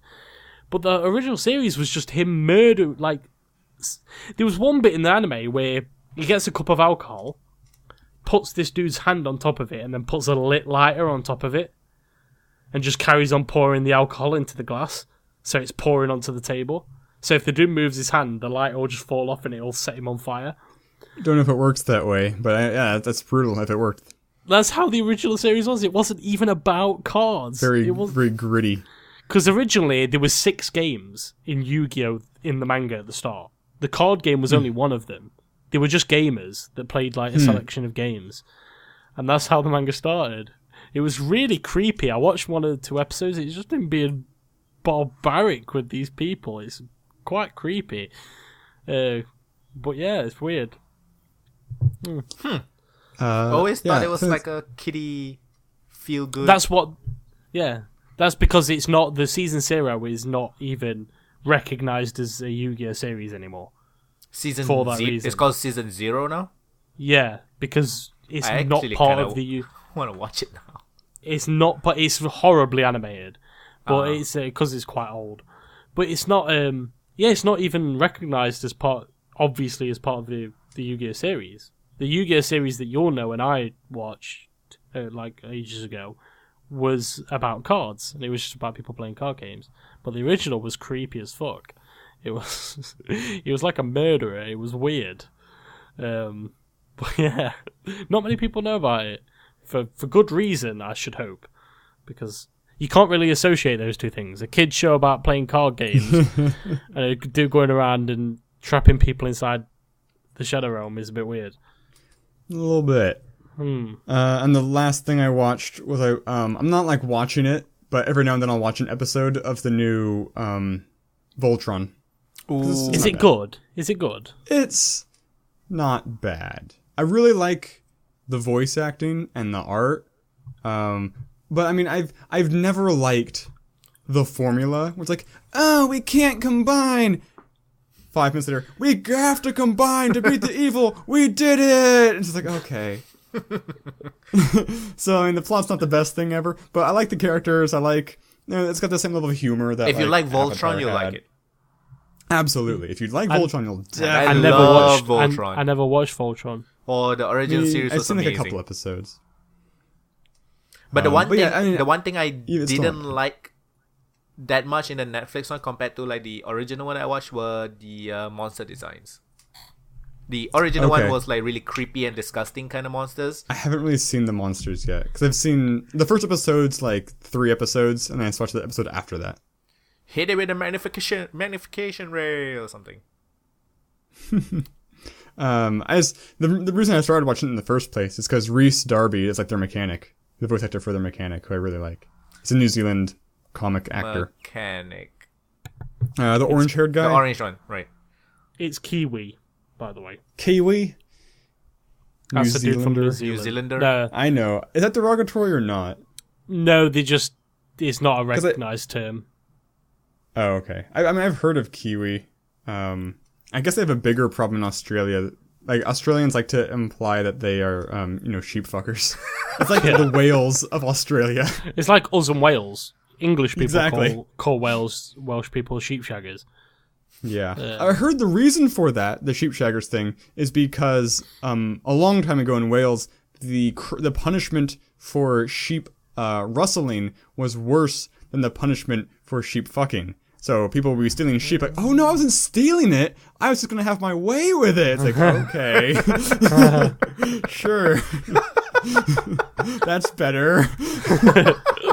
You're going to keep your hand, I guess. I was only going to fuck it. Calm down. I wasn't stealing it. So dumb. Christ, So I did dumb. not know that. That's what I heard. I don't know that it's... I'm not... Christ wrong, on it's just a an bike. amusing Jesus. anecdote. Honestly, that is horrible. So actually, that's another point. So a game I played this week, I didn't mention it because it's not going public until tomorrow, but it's called Till Cows Tear Us Apart. And it's basically like a choose your own adventure story. It starts off with, it's a space western. You're two people who've stolen a bunch of cows, and you're trying to escort them, or ship them to this other planet because they pay highly for cows for sexual reasons at this planet. And so I made it my goal. So the point of the video game is you encounter things, on your travels that cost you cows. And I made it my goal to make sure every cow got free before we got to that planet. Oh god, that Welsh, I can't get over that Welsh thing. I honestly can't. That's brilliant. That's the best thing I've ever heard. I hope it's true. I like it. Oh, brilliant. Oh god, I'm glad we're doing. I'm glad to be back on the podcast because it's been a horrible week. Oh no. Just in general. Studying? This is self-studying? Just in general. It's been a horrible week for the world. So it's nice to come for the and world. Yeah, that's very true. It's just nice to come and talk about games. And sheep fucking. I've been very aggressive with my Facebook feed about not unfriending but blocking people because I don't go to even if you have a political point or whatever that I agree with, I don't come to Facebook to see a lot of anger and angst. I can find that on my own. Thank you very much. Where do you go to find your anger and angst? Twitter? Reddit's sure, there's a lot of it. Yeah, and just the news, like listening Fox to the radio. News. Just watch Fox News. That's what I do. Like I need some anger and angst, Fox it is. It's been a horrible week. And obviously all feelings go out to those in France, because Christ. Yeah. Oh, Christ. Don't watch the video, by the way. If you link to video, don't watch it. It's I didn't actually know horrible. there was video. There's a video. There's a video of someone walking through the dead bodies. I have not watched any of the many cop videos. I watched one. Do you know the fat guy who the last week? Nope. I don't know any of them. Sorry. No. But you know about them though, don't you? I know. In America. If you said the names, I'd probably recognize the names. It was the dude in Baton Rouge. Okay, yes, that was what happened. I remember that. The video for that is horrible. You can just see the guy laid on the floor with blood coming out of his chest. It's horrible. It's been a bad week, guys. I'm not being funny. Yes. It's made me really sad this week. Just opening the news and seeing tons I'm of not stuff. proud, but I've definitely gone ostrich mode. Like head in the sand. I don't need to absorb that. It's funny, because didn't one of them happen in Detroit or something? I don't Didn't one of the big remember. things happen in Detroit? Well, something happened in a part of America that has lax gun laws. I know. I think it was Texas is where a Black Lives Matter protest ended with the shooting of 10 cops. Dallas. It might have been 10 that cops then. got shot. So I think basically, that was in Texas. Dallas, yeah. So basically, Joe, we're gonna talk about Donald Trump for a second now. So basically, Let's talk politics. No, only for Okay. because I want to get this off my chest. It's been eating me up all week.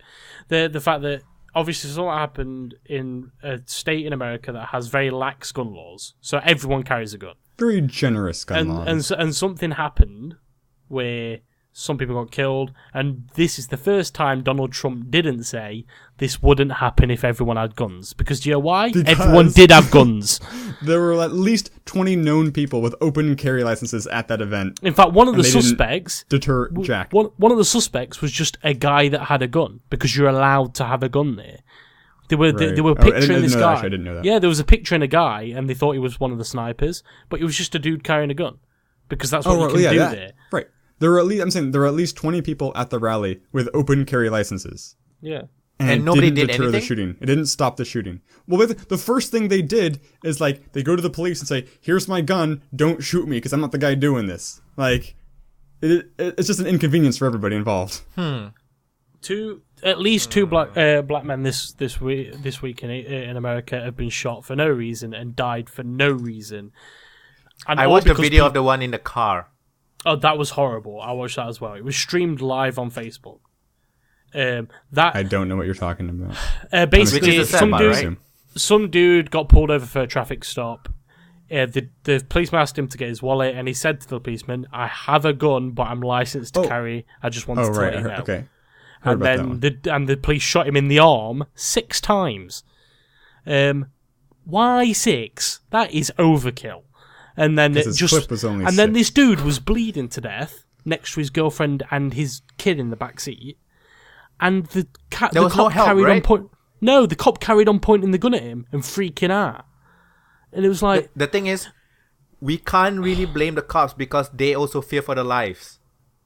No, we can. We absolutely can. We can blame them for overreacting. Overreacting, yes, bit. I know. And no, that's not why. That's not why I blame them. It's not out of their actions aren't out of nothing. You know, they're not completely groundless, but it doesn't. I'm not saying that justifies. Well, no, that one was. I'm not trying to justify it.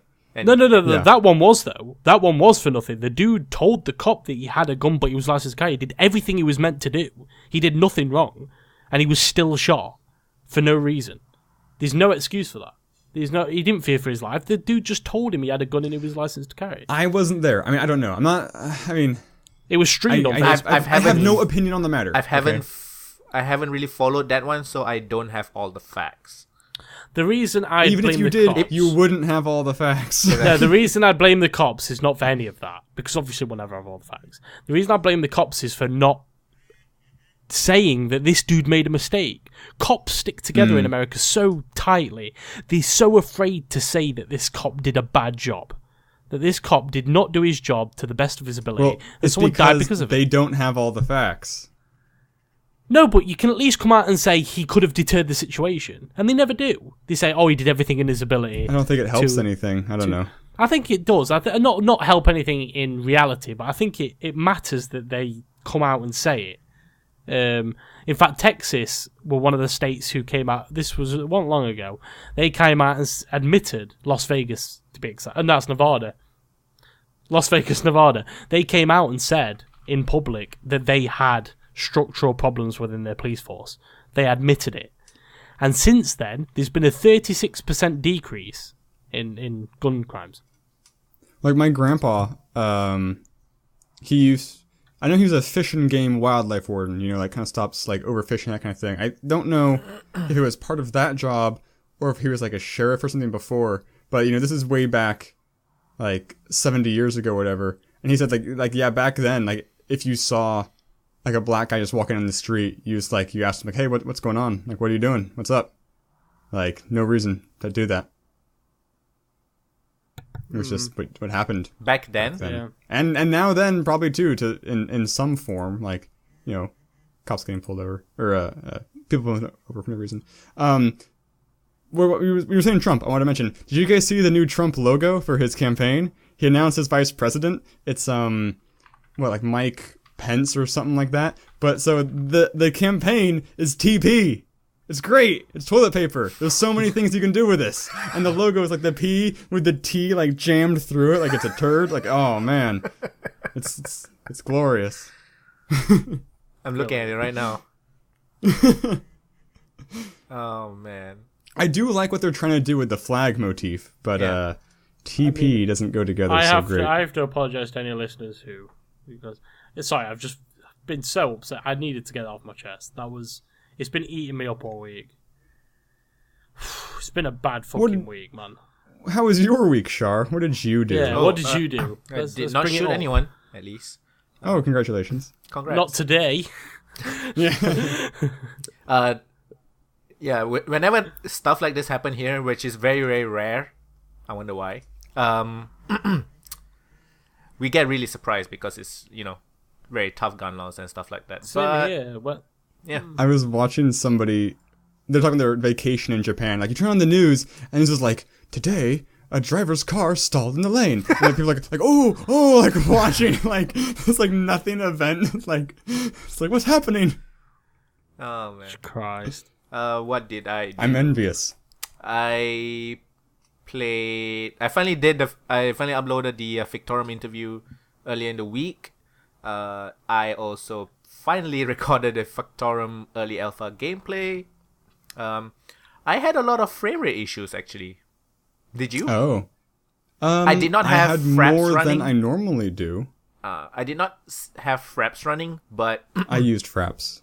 I just used fraps for the frame rate counter. Oh, okay. Because the game is not on Steam, right? So right. Get cam. When I played Bandicam? No, get cam. Have you got an NVIDIA graphics card? No, AMD. Oh, dumb one of them. So what was I saying? Victorum. You had frame rate issues playing Victorum. When I was playing it, I didn't really notice it. But then I kind of knew that it wasn't 60 frames per second. So when I rendered it at 30. And then it was quite jaggedy, the end product. Kind of weird. Cool game though. I really like the concept. It feels really good. You don't need an NVIDIA graphics card. I was lying. Basically, if you go on Google and type in NZXT cam. Say that again? Do you know the guys, NZXT, do you know the guys who make the towers and the PC cases? Right. They have a program out called Cam, and it just has its own inbuilt FPS counter and stuff, so it'll be way less. Compared to fraps. Yeah, because fraps takes up a huge amount of CPU. Yeah. As much as I liked Victorum, I wish it played more like Wizards of Legend. The top-down... Which I have the demo for, I still game. haven't tried. Yeah. So the Wizards of Legends is nice because your left click is like a sword slash. It's like a kind of weak sword slash. And then you have an action bar of like 4 spells that all have fairly long cooldowns. Like, I mean, on the order of like 10 seconds. So you just can't do them all the time. And there's no mana. So you do them whenever it's right to do them. As opposed to Victorum, where the combat was 100% me just backpedaling and casting spells. The one spell I had. I would say the gameplay is a bit shallow but now. For now, exactly. For now. Hopefully it gets good because I do love playing as mages, especially in an action game. Yeah. Not in turn-based, not in with better combat than Skyrim. Yes, it definitely still felt better than Skyrim. Kind of sucks, right? An alpha game by indie developers. Clawing my eyes out with forks felt better than playing Skyrim. What else did I do? I played a lot of Rise of the Tomb Raider, and I'm loving it. Such a good game. When I think of action-adventure genres, Rise of the Tomb Raider is the perfect game to be in that genre. Because it has action and it has adventure. Like actual adventure, like I have to climb stuff, find platform puzzles and stuff like that with like optional tombs. It's really, really cool. And I really like the way they handle the open world. So it's not like one huge open world, but like multiple open maps that is not really kind of like super big. Arkham Asylum, maybe. Kind of, yeah, I guess. Something like that, yeah. Arkham Asylum is not... Oh yeah, second one is City, right here.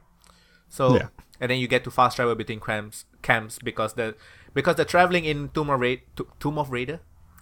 In Tomb Raider is actually quite long because there's a lot of platforms to climb and stuff like that. But such a good game. It's much better than the 2013 version. You see, I did like Rise of Tomb Raider. I have one problem with the new Rise of Tomb Raider, though. And that's Lara Croft herself. I really don't like her character at all. She's annoying or what? No, I just don't like the fact that Lara Croft's always been the strong female character. That's what, Right. obviously, everyone knows Lara Croft. But I think the developers are confusing strength of character with getting a lot of shit beaten out of you. Those two don't equate in my mind. Or because you can take a punch doesn't mean you've got a strong character. And I think that they assume that that's what it means. And that kind of annoys me. Because it just isn't that interesting to me. You know? She's always put in situations where she has to shoot her way out. She's never choosing anything. Yeah, I would say the character is kind of bland.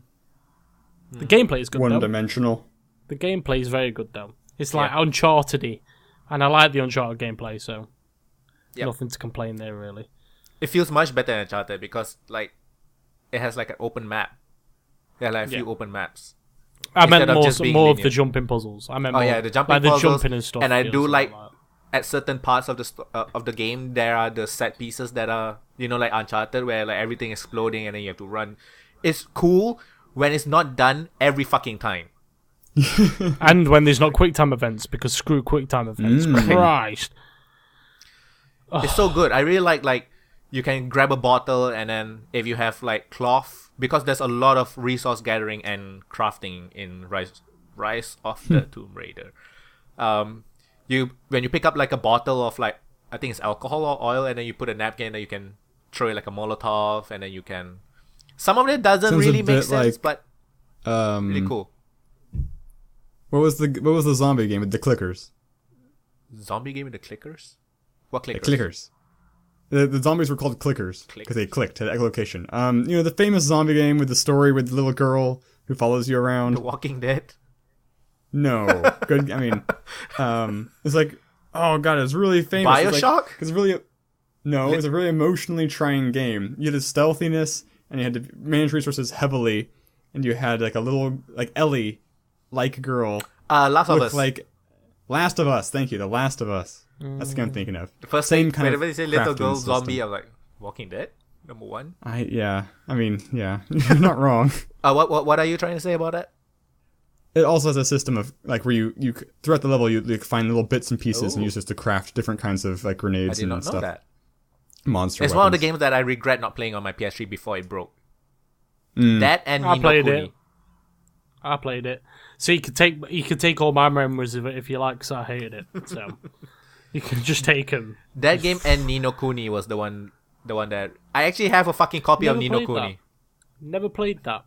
I've heard it was okay. It was JRPG though, don't- so it doesn't. The reason why I wanted to play it was because it's made by one of my favorite developers, Level 5, who make fucking great games. They make Professor Layton, they make Dark Cloud 2, Oh, Dark Cloud, and they make a lot of really good games. Dragon Quest 8 was also them. And the art was made by Studio Ghibli. So like fucking hell. oh, I've heard about this. Right, I love right. That's Studio that game. Ghibli. This So I was like, good. holy shit, I was Level just 5 has talking- Studio Ghibli? I bought the Studio game and now I Ghibli- can play it. Motherfucker. Makes me hungry because he does food so good. well. Yeah. Like that opening scene in Spirited Away. like There's actually it's like, a oh, God. Japanese chain in Malaysia Oh. that is not Ghibli that sells those like 100 yen items. It's like your dollar shops. So over here it's like 5 ringgit, which is like $1.50, I guess. So they actually have the candy, which was found in the Hotaru no Haka, Grave of the Fireflies. You know the candy, and with the box. I haven't seen that anime because Oh. I haven't been in the mood to cry. Just seeing that candy, I was like, holy shit! Now I kind of feel Yeah. such a good anime. You really need to give it time though, because it's kind of boring maybe in the beginning. A lot of my friends, which I recommend watching, like, what the hell? What is this shit? Oh, no shooting, no bang bang. Okay, so It's over 2 hours long, right? pretty long, I guess. When it's about war and like people dying, it felt pretty fucking long. War. What is it good for? What else? I'm Don't gonna know try why out I this. did that. I'm gonna try out this cam by the NZXT guys. Looks cool. I forgot to mention, we all played Evolve this week. Oh, yeah. For the We hit free-to-play did. Evolve We did Stage play 2. Evolve. And just for everyone listening, I battered these guys. They were begging Yeah. for mercy. Not quite that far. They were like, "Coddy, please stop." I was like, "I can't." Cody is Like, too big. Stop it. Cody, stop. It was good though. It was fun. It was fun enough. It's fun playing with you guys. I mean, the game itself, I think, has some weird flaws. Yeah, I haven't played it yeah. since that time because I know I was gonna play it alone. No thanks. Yeah. Yeah. I played it, I think, once since then, but I Like haven't. Payday 2 I kind of stopped. is really fun alone and super fun with people. Evolve 'Cause you is make fun progress. with people. Yeah. Oh man, I really can't wait for Payday 3. Yeah. I don't know what to think about Payday 3. I also bought this. I bought something that I usually don't buy. Well, I do kind of have quite a few of these, but I don't really finish it. I bought the first of the Witcher books. This one is called The Last Wish, and I'm not even going to try to pronounce the author's name because it's Andrzej Sapkowski. Like a Russian name? That's funny. Poland. I also bought, I believe, the third book. They only had a few. I think total have 6 or 7. They had like 4 or 5.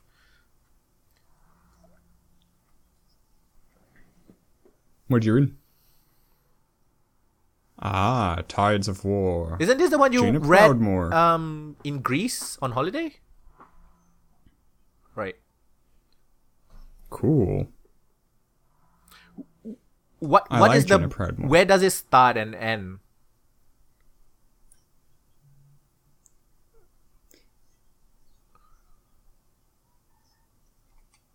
What about the Arthur's one?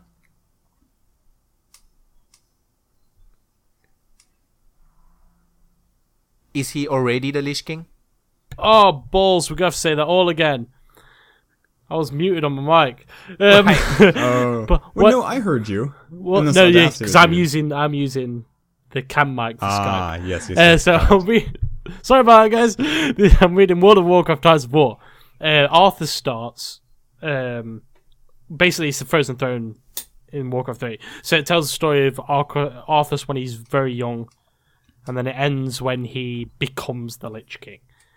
It's not. It doesn't take in. It doesn't do any of the Wrath of the Lich King World of Warcraft stuff because that's why you play. In fact, on the last page in Arthas, it says if you want to carry on Arthas' story, play Wrath of the Lich King. Oh, cool. So it leads into it. Cool. But these books are. I only love to read the the Arthas books. I only read the book. Oh, it's brilliant. I only read the books, World of Warcraft books written by Christy Golden because I think I really like her writing. And Arthas was also written by Christy Golden, and it was just so good. Arthas is such a likable character. I usually can't stop reading a book when I'm super interested in the in whatever the subject topic is. So like, even with the Witcher book, I think I just continue reading for like an hour more than that.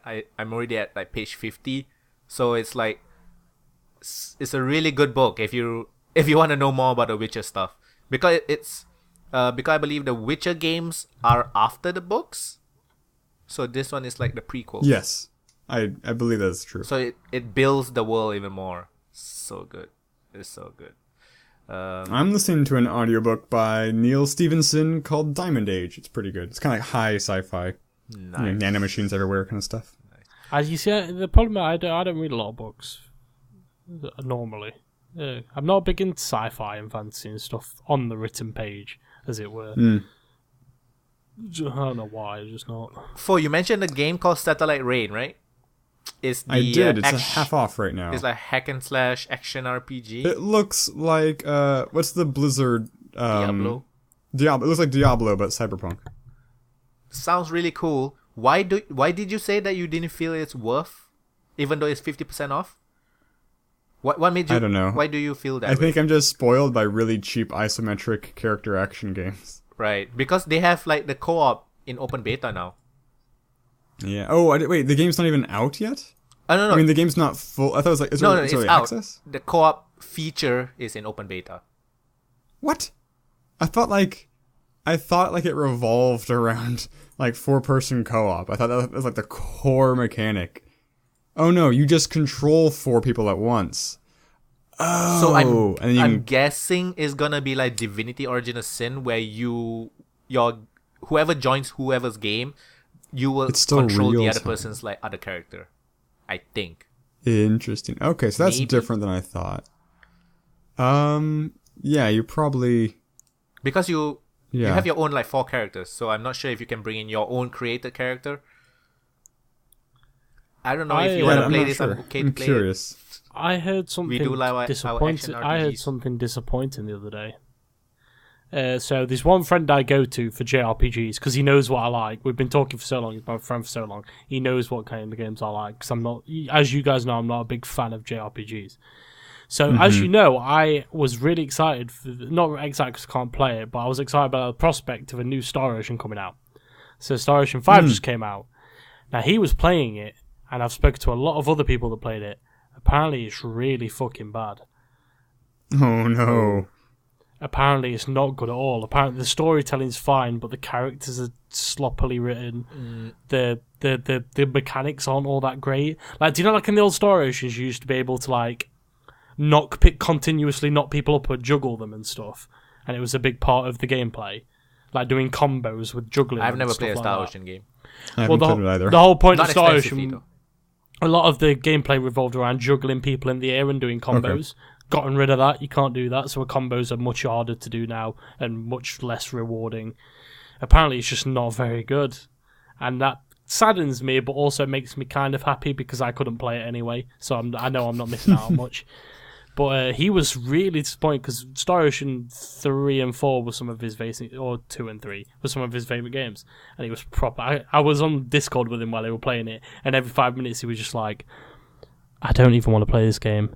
I'm only playing it because I bought it and I've been waiting for years to play it. He's playing it on the And PS4, then- right? Oh, that's sad. Yeah, and then eventually, the only reason he was playing it was because he's been waiting for so long. And then eventually, he was like, fuck it, I'm playing Star Ocean 3. I'm going to go on an emulator. I'm going to play... No, I can't. I'm done. I can't. He literally didn't even finish the game. Apparently, it's really bad. Which sucks. Because, you know, it's never nice seeing a game that... It's like the Duke Nukem Forever fucking fiasco. You wait so long for a game Which is to the come out. best Star Ocean? For me, Star Ocean 3 Till the End of Time. I really like Till the End of Time. I'm gonna download the ROM. It's really good. Basically, the combat system revolves around, you know, like in Final Fantasy and stuff, you have the ATB system or the turn-based system. In this, you control 4 different characters at the same time in like a hack and slashy kind of battle arena. I know it's an action game. Yeah, so it's like a hack I and think slashy. I played Till the End of Time, but I did not finish it. Oh, well, then there you go. So basically, that's how the combat works, and the story's just really well crafted. The characters are good, they're well written. And I do like fucking game. sci-fi JRPGs because there's not enough of them. All one of my JRPGs are fantasy. It might be my favourite RPG. Yeah, my favourite JRPG ever, probably. Apart from maybe Final Fantasy 9. Because I really like Final Fantasy 9. Like Okay, so yeah, that's my week. You guys want to go on to the news? Let's get right into the news. I thought I had something, but I don't remember what it was right now. So, news story. News. Okay, let's start off with No Man's Sky. Best not be Pokemon. Oh, thank God. I was going to say, best not be Pokemon Go. If I hear anything about Pokemon Go on the street, I'm going to flip out. Don't be so hasty. The night is young. So No Man's Sky takes only 6 GB of space, apparently. Even though it's like probably the biggest open world ever made. That's not good. Well, Does not indicate good news. It is procedurally generated. Sure. So I don't really understand how are they gonna manage the huge amounts of data. Is it all gonna be server side, so it's only online? But they actually said you can play offline. So what are you saying that my game will get bigger and bigger and bigger on my hard drive? Probably. But they said that 6 GB is mostly audio. That's not surprising. Do you know when I downloaded Titanfall, the first time around when I first got it, it was like 36 GB and 12 GB of it was sound. I was like, what the fuck? How is that possible? I can understand a huge percentage of it is gonna be audio, like 30 or 33%. I wouldn't expect it to be mostly audio though. I agree. I suppose, yeah. Well, if it's procedure generated, I imagine that 6 gigabyte gives you the bare bones, because if it is what it purports to be, where you start with nothing and then it's just surviving. Right, it's a machine that you just crank and it spits out stuff. Yeah, like I'm not surprised that that it doesn't start with a lot of memory, because you don't start with a lot. But I don't know. For a game like in any other game, I'd say like, yeah, that doesn't sound good. But for No Man's Sky, I guess it's procedure generated, then fine. I mean, which means it's gonna just get bigger and bigger on my hard drive, right? I mean, even if it's procedurally generated, if you can play it offline. like the lack of size to me indicates a lack of diversity. Just like not a lot of different kinds of assets. Like sure, it's randomly combined, but let's see. It's I'm coming not saying out this soon. will be the case, but it seems to me like I it do might hope be it's a little good. samey. Oh, I hope it's good because I don't want anything to be bad. Right. But I hope it's bad because I want everyone to like be outraged and entertain me. You just want to see the aftermath, right? You fucking. I kind of want to watch the world burn a little bit. With No Man's Sky, so like with like this procedure, what was I gonna say? Oh Christ, this isn't a good day. Me neither. I was gonna say something. I promise I was gonna say something. What's it about? Procedural generation and size and diversity? Audio? Is it audio? No. Fuck. It's old news. Fuck. Oh. No, carry on. Shit. So the news story is just that it's 6 gigabytes? Say again? And most of it's sound? The news story is that it's 6 gigabytes and it's mostly sound? Yeah, pretty much. That's the news. Okay. What I want to just know is how are they going to manage all the data? Because everybody's world is going to be the same. Right. Oh, I don't... Like, wait, but you can't encounter each other. Not because it's not online, but more because it's too big. So let's say you found a planet. That planet, I potentially can go there. Yeah. Kind of thing. Okay. So like, which means it's the same world, right? Which means you have to need a mutual server, wouldn't you? So this comes down to what I was saying. Can just generate the same thing consistently. So this is what I was saying. There's a few ways that can happen. So, or algorithm, but spawn. It would be incredibly hard to do. So I can't imagine that. What they could do is do what they might think they do, and it'd be a bullshit move if they do it. And if they say you can play offline, that means you still have to connect to servers. A lot of games have been doing this recently, where you can play offline, but you still have to connect to a specific their offline series feature is you can play offline. Whatever you discover won't be uploaded to the server until you get online. No, that's not. I'm not talking about what's uploaded to the server. I'm saying they might get you to go onto a server so that you can download assets. Imagine that's one way of doing it procedurally generated. All of the stuff is held on a server, and then when you encounter something, it downloads it and generates it that way. I don't know though. All I know is a lot of games that are offline aren't offline nowadays. That's all I know. A lot of the time, especially Uplay games, if you play a Uplay game offline, often you still have to sign into Uplay and still connect to Uplay servers. So I don't know. Isn't it like Steam though? To play offline on Steam, I need to connect to Steam first and then click play offline. No, you can sign in offline on Steam if you want to. I think so. Can you? I think so too, but I don't know. Even if not, let's say I've I never have my tried laptop signing and in there's with no internet. I'm pretty sure I can still boot Steam and play. Even if not, do you know if you're in offline mode on Steam, it doesn't update your time played, it doesn't update your achievements, it doesn't update anything. It's literally offline. So, which means you're not connected to the servers at all. With Uplay and stuff, it still wants you to connect to Uplay and use the Uplay servers, even though you're offline, which is not offline. It's still online. It just means you won't encounter anybody. So I don't know. I wouldn't like to make assumptions, though. Of course I would like to make assumptions. This is probably what they're going to do. Because they're arseholes. Because all games developers are arseholes. It's going to be like the SimCity thing all over again. Fucking Christ. I wonder who's handling their servers. Who's publishing this game? I don't even know. I will have a look. Let me see. Pre-purchase No Man's Sky on Steam. Not gonna do that. Published by Hello Games. Self-published. Hello. Oh, but distributed by Sony Interactive. Oh, right. Forgot about that. What consoles is it shipping on? All, I believe. It is Or is it all. only PS4? Okay, No. I thought so too. It's only PS4 and Windows. Oh, Which is technically interesting. a Sony Yes. exclusive, almost. But that's interesting. Oh, For a game on I don't Sony to be on Windows and not Xbox Yeah. is a weird it is. thing. Oh no. Maybe they'll do it both ways so that you can download PC games on the Xbox One. Because you can do that That'd be the other pretty way. funny. You can do that the other way now, can't you? Although I don't know if I Yeah. want my Xbox to be essentially running Windows. Like, I forced myself not to look at a lot of No Man's Sky because I'm quite excited for it. I don't want to spoil it. So, what is the main crux of the game? Exploration. The Is it just joy of exploration? exploration. Is there any crafting? I believe or anything so. Like that?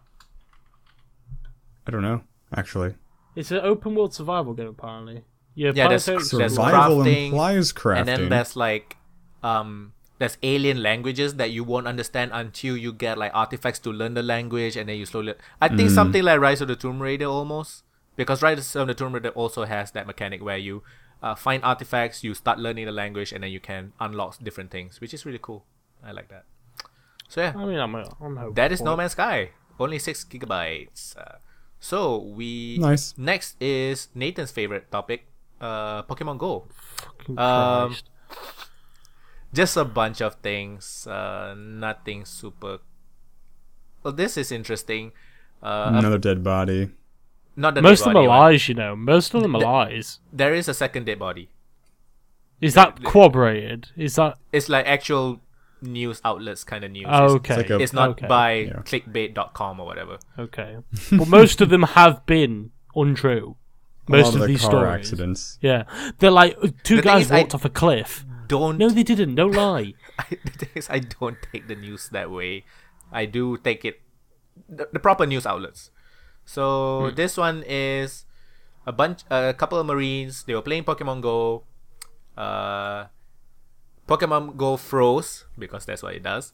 They were waiting for it to come up, and then they noticed this dude with a red nose, like a reindeer. Maybe he's wearing something, and he was like Trunk. approaching like a woman with a few kids, and then the woman and kids ran, called the cops, and then the guy approached another woman with her kids who were all playing Pokemon Go, right?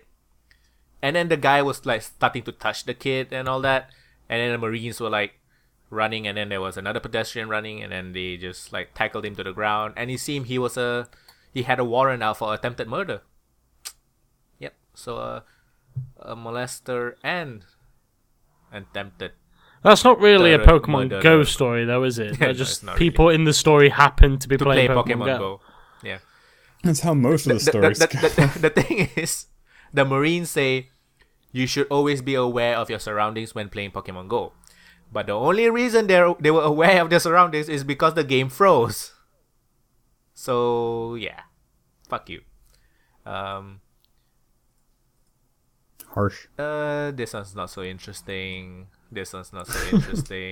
Pokemon Go will be getting sponsored locations. McDonald's are the first. That is. Oh, jeez, I Isn't didn't it worth see that. like it's worth like 7.5 million at the minute already, Or something like that. they're crazy. making like 1.5 million a day on the game. How? From what? Whoa. Microtransactions. There's microtransactions in the game. Yeah. There's that many people buying Microsoft. Fucking Christ! There's children. There's about 10 to 15 million players, and usually microtransactions are like only 10%, maybe.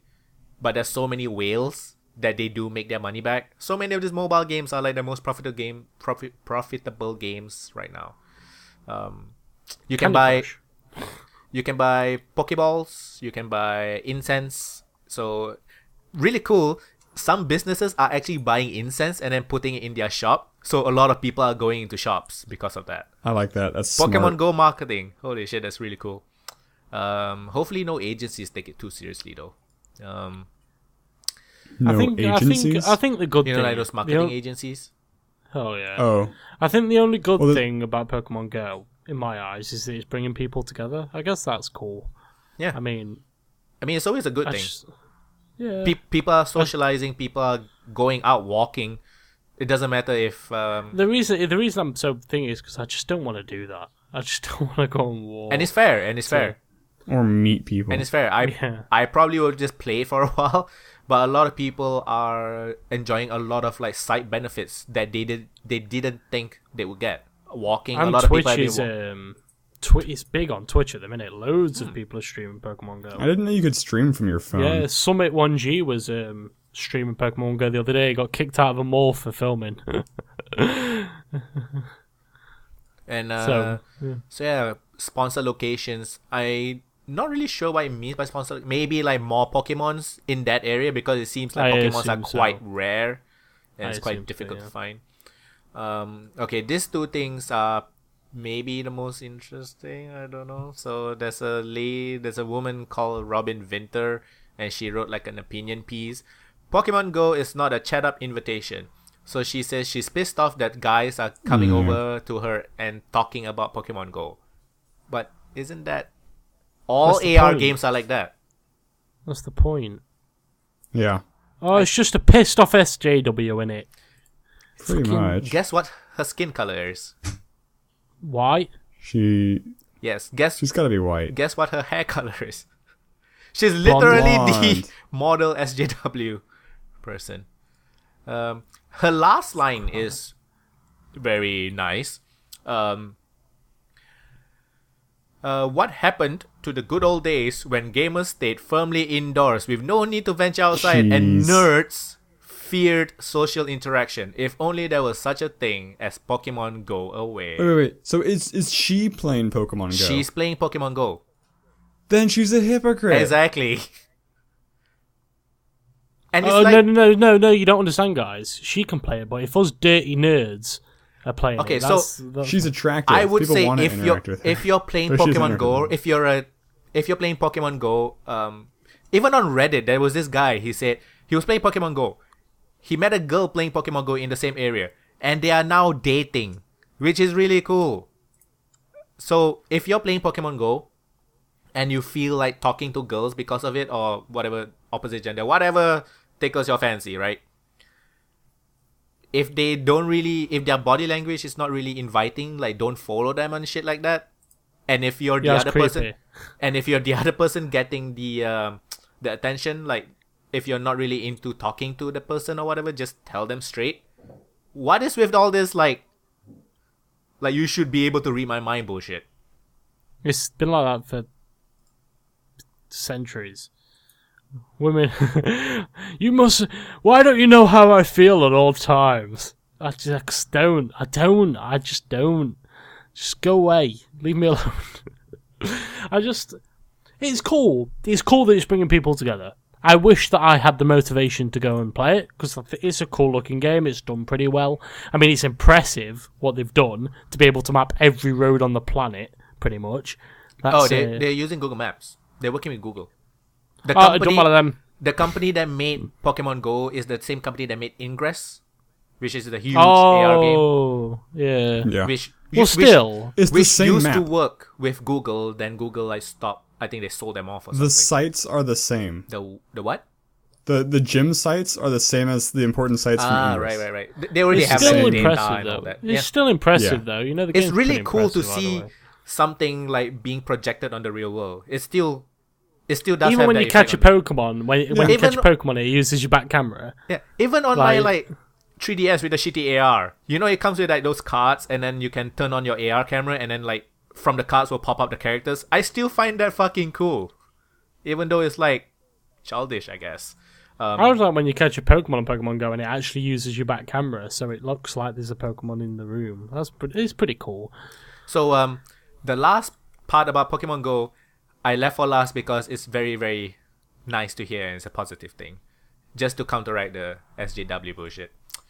So basically, a lot of people are tweeting that Pokemon Go has been helping with their depression, with their social anxiety, and some of them have been losing weight or just being more active.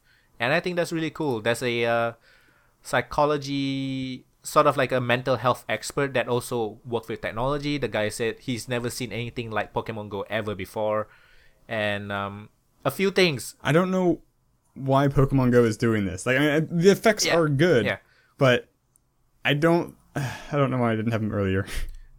weird thing is, I think a lot of the people playing who aren't really like gamers as well. It's just people with mobile phones that just wanted to try the game. That's probably true. And I'm pretty sure some of those people were like, "Oh, you play Pokemon." Back then, you were like, "Oh, you're such a kid." There's not a lot. And then now they're playing Pokemon Go. There's not a lot of interaction between nerds and non-nerds.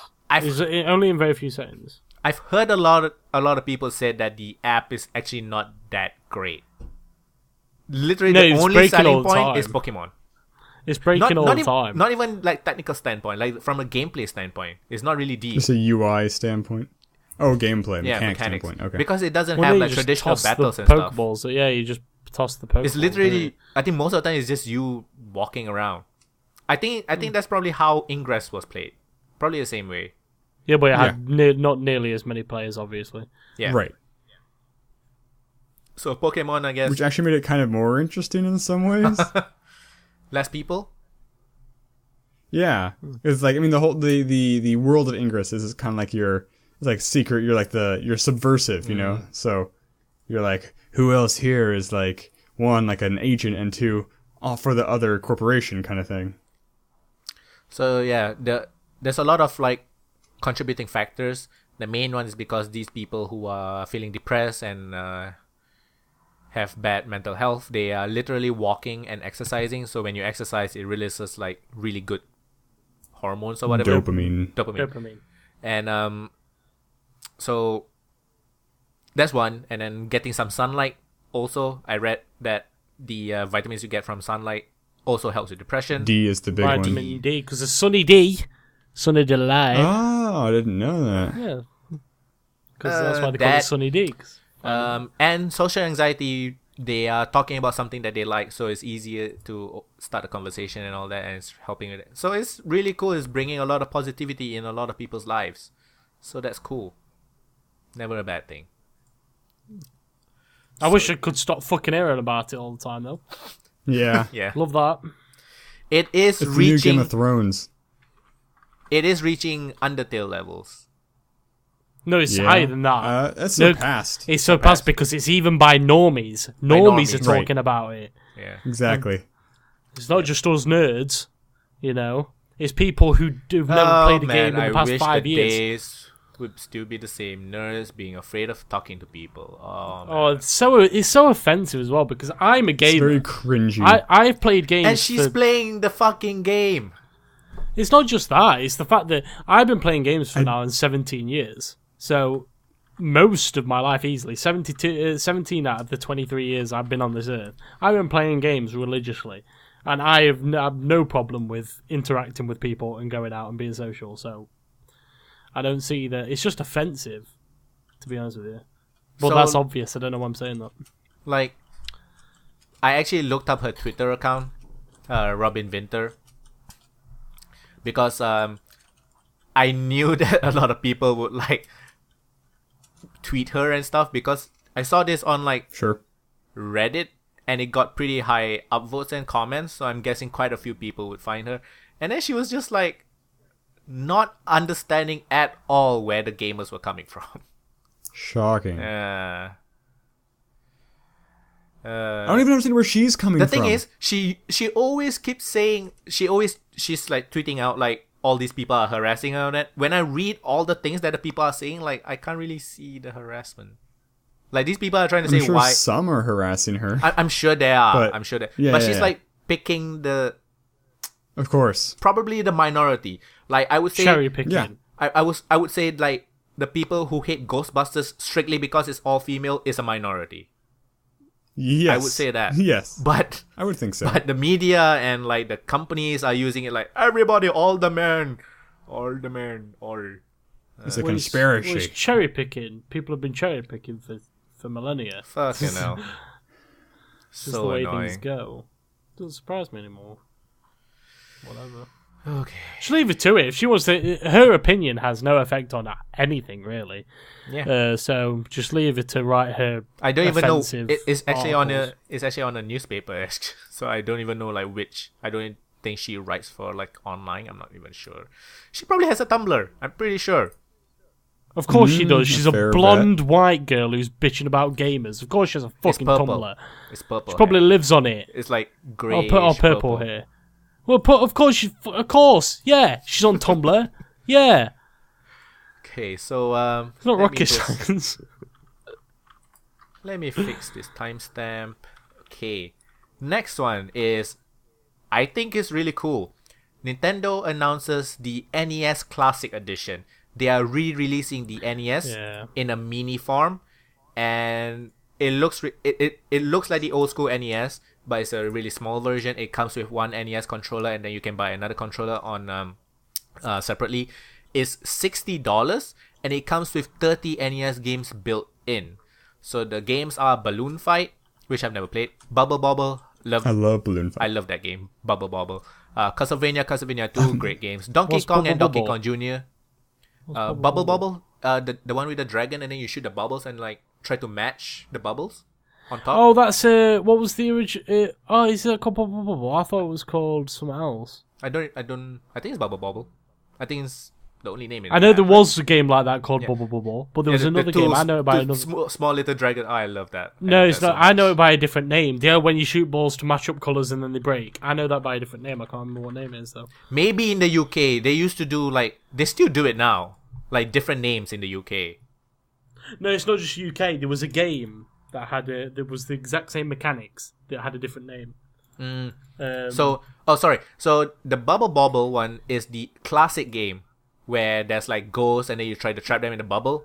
The other, the puzzle, the match 3 one is called something else.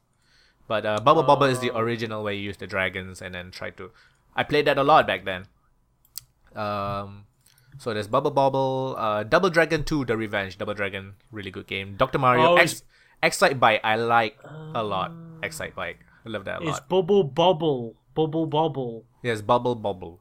Bubble Bobble. So is the Bobble is the shooty one.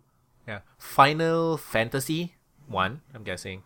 Galaga, Ghosts and Goblins, Gradius, Ice Climber, Kid Icarus, Kirby's Adventure, Mario Bros. A lot of good games. Mega Man 2, Metroid, Ninja Gaiden, Pac-Man, Punch-Out, Star Tropics, Super C, Super Mario Bros. 1, 2, 3, Tecmo Bowl, Legend of Zelda, and Zelda 2, The Adventure of Link. Which I think is the not so good one, right?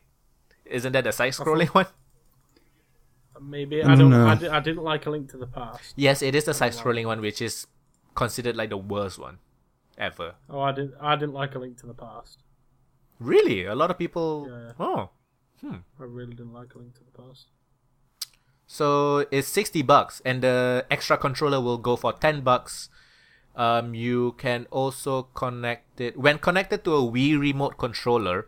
The NES Classic controller can also be used to play Virtual Console NES games on either the Wii U or Wii. Cool. One really dumb thing though. I can't remember which one. Okay, first it uses HDMI cable, so that's cool. The UK version, I believe, is not coming with the power adapter, so I'm not sure why. Like the US version is coming with the power adapter, so the UK version you have to find a power adapter separately.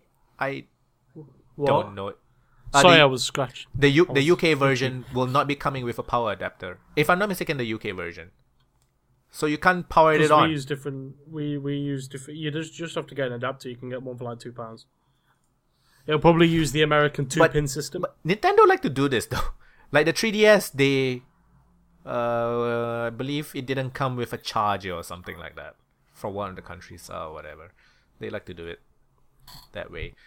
But I think it's cool. I don't know if it has like online capabilities and then being able to play like NES games from the eShop or anything like that. I'm guessing not. I think $60 just gets you the 30 games and the console and the controller, which still isn't bad. It's really good, really. And it looks cool enough to be a collector's item. Like it's a mini NES. My friend's got an NES. My friend got an NES like 2 weeks ago. He got it for £120. Holy shit! Like an old 20, because they go for a lot now. NESs do. Yeah. The UK version will be £50. American version will be $60. Yeah. The mini NES. Fucking hell, the pine's gone down on it. Christ. Yeah. That isn't good. I can remember when it'd be 30 when yours is 60. Shit. Okay.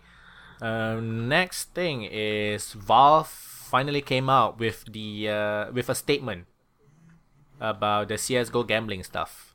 So Nathan, you've been avoiding that like a bitch, haven't they? Yeah, you're not here last week, right? We were talking about the Pro Syndicate Team Martin bullshit.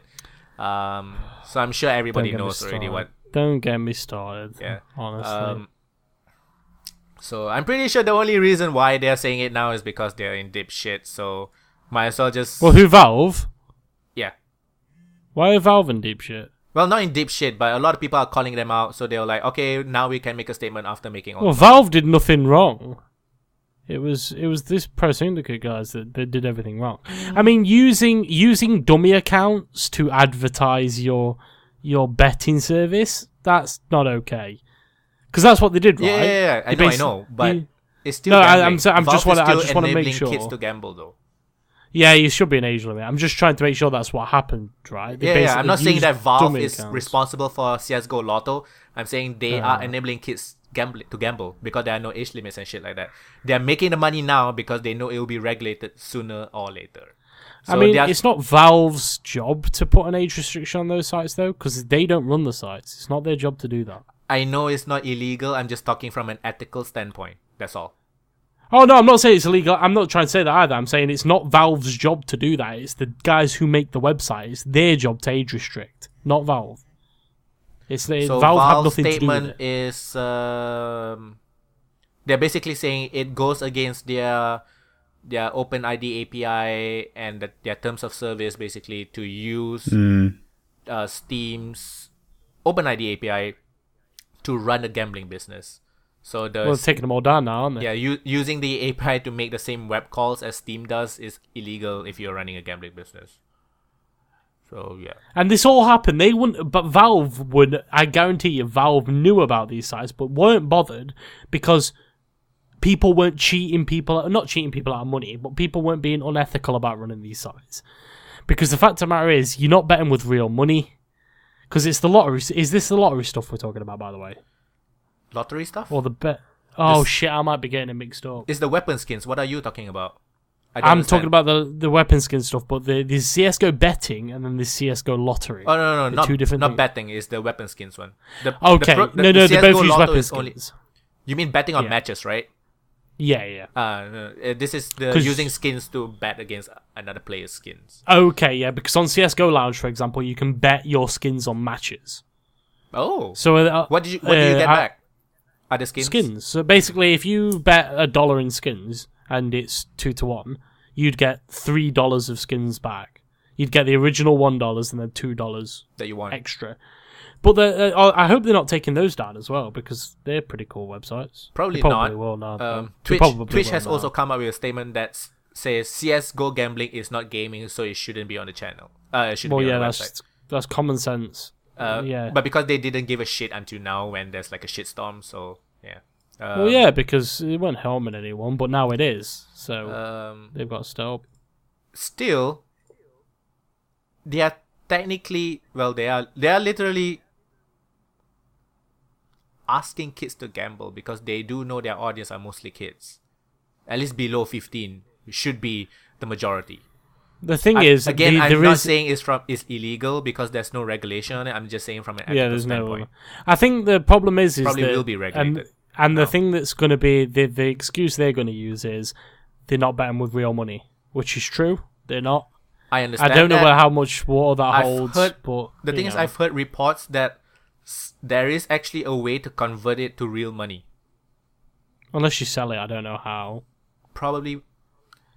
Because I want to get this right? Because I've only checked on this story a couple of times because it made me angry. So let me get this straight. What happened was on these lotto sites, the guys who made the website would go into a lottery match with a load of bots, right?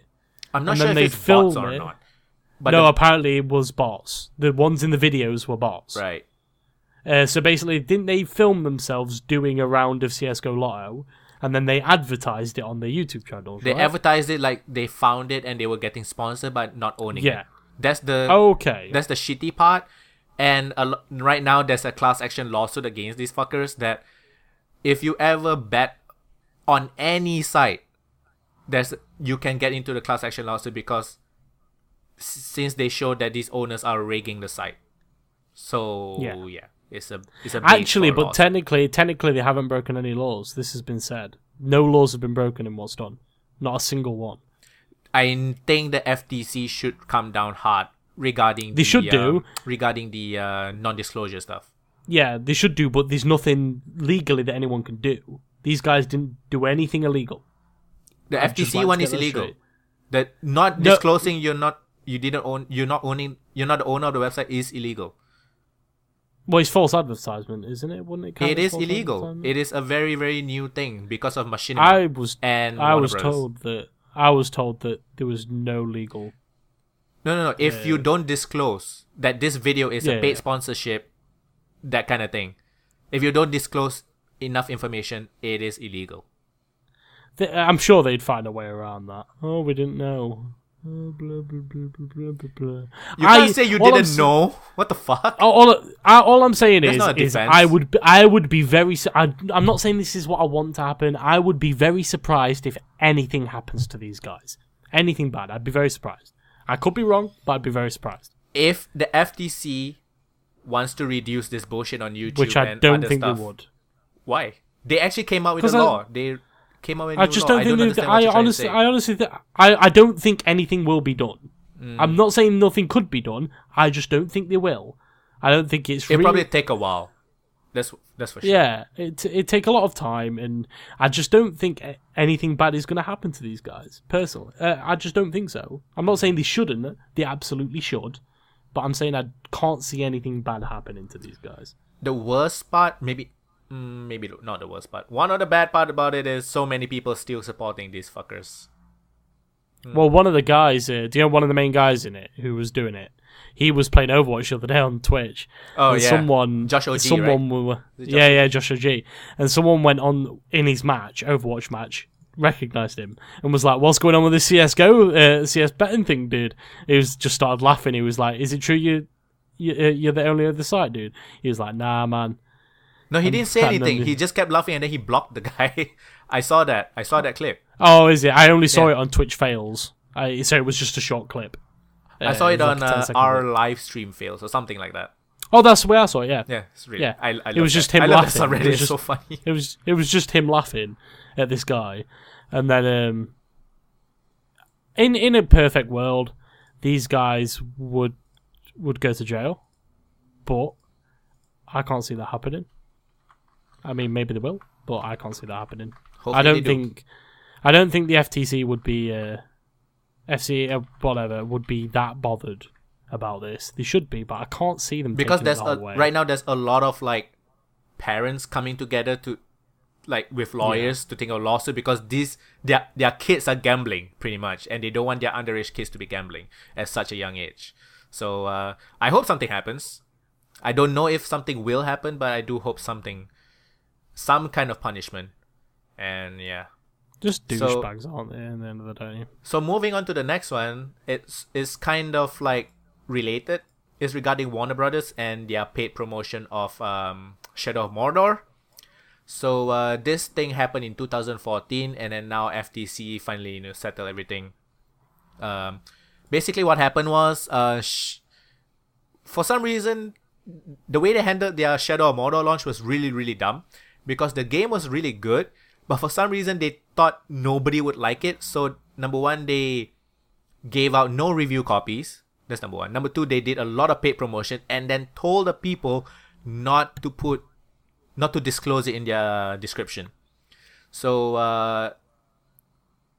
so the FTC now said that, whenever you do a paid promotion, you cannot say that you're not supposed to disclose stuff like that. But what I'm trying to say about this piece of news is a lot of articles are shooting on PewDiePie because PewDiePie was one of the is the biggest YouTuber that was part of this Shadow of Mordor deal, and a lot of people were like, PewDiePie was doing like positive reviews and not disclosing it.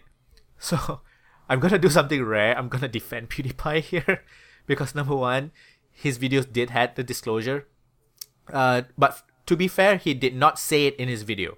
He did not say that this is a paid promotion by Warner Brothers. He only put it like below the fold, meaning you have to click on show more and then you'll see like this is paid promotion. But he did put it in, and the only reason articles are using his name is because he's the biggest YouTuber. But he is the only one that had the disclosure in the description. Well, he understood that he would be in shit if he didn't. That's a very smart move on his part. I just keep hearing he's a nice guy, so maybe he's just ethical. I don't know, but a few the FTC is basically saying that the Warner Brothers paid for positive reviews. So even though PewDiePie is not a reviewer, but when you do a let's play, you can talk about the game in a positive way or a negative way, right? So isn't that still technically unethical? To only say you can't say anything bad about the game, regardless if you're not reviewing it or reviewing it, right? Yeah, definitely. Because I thought you meant on PewDiePie's part. Oh no, definitely. No, because I understand that PewDiePie did enjoy the game, but you were still being paid to say only positive things. Like I can think of a couple of negative things of Shadow Mordor. So I can think of a few negative things about the Shadow Mordor. Like I did not watch his videos, but paying for positive reviews, even though you're not reviewing, you're just doing let's play. I don't think that's. I don't know why nobody talked about it through that angle. Is what I'm saying. A lot of people are just saying like PewDiePie did not disclose when he really did disclose it. So yeah, and a lot of big websites like The Verge and like I'm not sure if it asked Technica, but a lot of big websites were saying like PewDiePie were not disclosing it when he really did, and PewDiePie made a video talking about it as well. So yeah, don't believe everything you hear on YouTube. Pretty much, it's a bad move. It's a bad move. This is what IGN have been doing under the cuff for years, though. But we expect that of IGN. It's obvious. Yeah, it's obvious that IGN have been YouTube, buying good reviews. The thing with IGN versus like a personality that you follow, let's say Boogie298, I try not to believe everything I read from these big media outlets. But if I find out that Boogie298 has been selling out and is a corporate shield, I think I would die a little bit inside. Because we connect with these YouTubers on quite a personal level sometimes. And we follow a lot of times is for them, for the personality. And you trust them so much. So YouTube has I feel it has a bigger sway over people's opinions. These YouTubers. Well, yeah, it definitely does. And these fuckers should really be more responsible with their audience. Like Pro Syndicate and T Martin, I think had a combined subscriber count of 15 million or some shit like that. Maybe closer to 20. The end of the day, we can sit here and say that they should have done this and they should have done that, but this isn't the first time this happened, and it probably won't be the last. Are they wrong for selling out? Probably. Do I blame them? Not entirely. I can see why they did it. Personally, I wouldn't do it. I wouldn't sell out like that. But I can understand why someone might. The more shady things that these people are doing, the more regulation will come. More things will be regulated. Good. Yeah. Well, to a certain level. To a certain level, yeah. We don't want it to be too regulated until there's no freedom to do anything. Well, yeah, then there's no point in doing anything at that point. But the fact of the matter is, I understand why some of these YouTubers might sell out. I understand it. It's money. I don't necessarily like it, money but I understand talks loudest, I would say. Well, of course, money runs the world. Everyone knows that. So the next two pieces. I'm just trying to think of which one to talk about first. Let's talk about a sex game. I think sex game. Yeah, let's do it. So there's a sex game called Breeding Season. So it's basically like a farming / Harvest Moon kind of game. Oh, it's hot. And with sex, like furries and stuff like that. It's been cancelled. But this game was on Patreon. It was like a free web version. I think there's a paid version as well, but it was on Patreon, being backed by like normal people, and it was raking in $30,000 to $40,000 a month through Patreon. That's a fuck ton of money, and there's a lot of furries out there, man. Yeah, and it's not just furries; it's everything. Yeah, if you look at the picture, it's like elves and like furries and like rednecks, stuff like that. I guess, I don't know. Yeah, there's a lot of perverts out there. There's a big market and not a lot of supply. Yeah, and the art is kind of good looking. I do like the art style. It looks. So it is of quality. The reason why it got cancelled was because there's a internal issue. So basically, the creator of the game is not the artist. So he then employed another artist, the art director, to do all the art. But the stupid thing is, the contract says that you still own all the art, right? Which is really dumb. It should be owned by the company, like seriously, or at least half, or I don't know. So then the art director was working on another game on the side that's exactly the same thing as the breeding, what is called breeding what? Breeding season. Breeding season. Yep. So then the art director said, I'm gonna quit, and I want all my art assets back.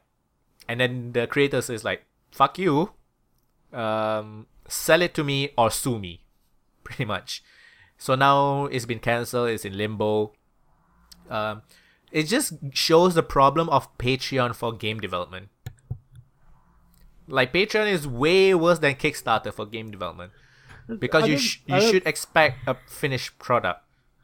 I don't think that's the thing I'd take away from that. I think the thing about that is make sure you have all your assets secured. That's for sure. Don't be done with the contracts. I mean, really, why would you let the artists keep their assets? It makes no sense. The art director was making like 5 figures or something per month. And he was just being a dick, and then creating a similar game on the side, and then just wanting to stop work on breeding season. So it's kind of shitty, because it seems breeding season has been in development for quite some time. So it's probably more polished than whatever the art director has. So yeah, don't use Patreon for game development. It's kind of dumb. It's risky. It is. And it's a free game. And there's a paid version. So like, what the fuck? I don't know. Okay. Quite a lot of people were kind of pissed off about it, because, I mean, I think that Patreon had, let me see, like 1,000 to 2,000 people supporting it. So that's quite a lot of people. That's not even counting like the number of players that's probably not supporting it. That's like $30 on average then per month from each person. Think so. That's a lot. Maybe more. I can't remember the numbers I saw. That's like a £30 subscription. That's mental. Yep. Why? Yeah. So that's the sex game called Breeding Season. So the last thing would be something that actually me and Fo was talking about. Actually, Overwatch and cultural appropriation. Oh, yes. So it seems like a few of the skins are quite insensitive. So like the biggest one is the what's the Native American one? The rocket Farah? lady Farah, and her Indian I guessed skin. it. Called it. A lot of people are pissed off because the skin is not a one tribe thing. It's a mixture of all tribes. They say it's like an artist just going on Google and like googling like Native American Indian or something, and then just taking the parts that they like.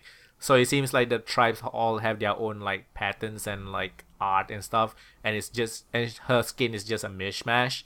So that's quite a lot of people, and there are also people that are calling out the skin of Symmetra, the one that she looks like the goddess, the Indian goddess.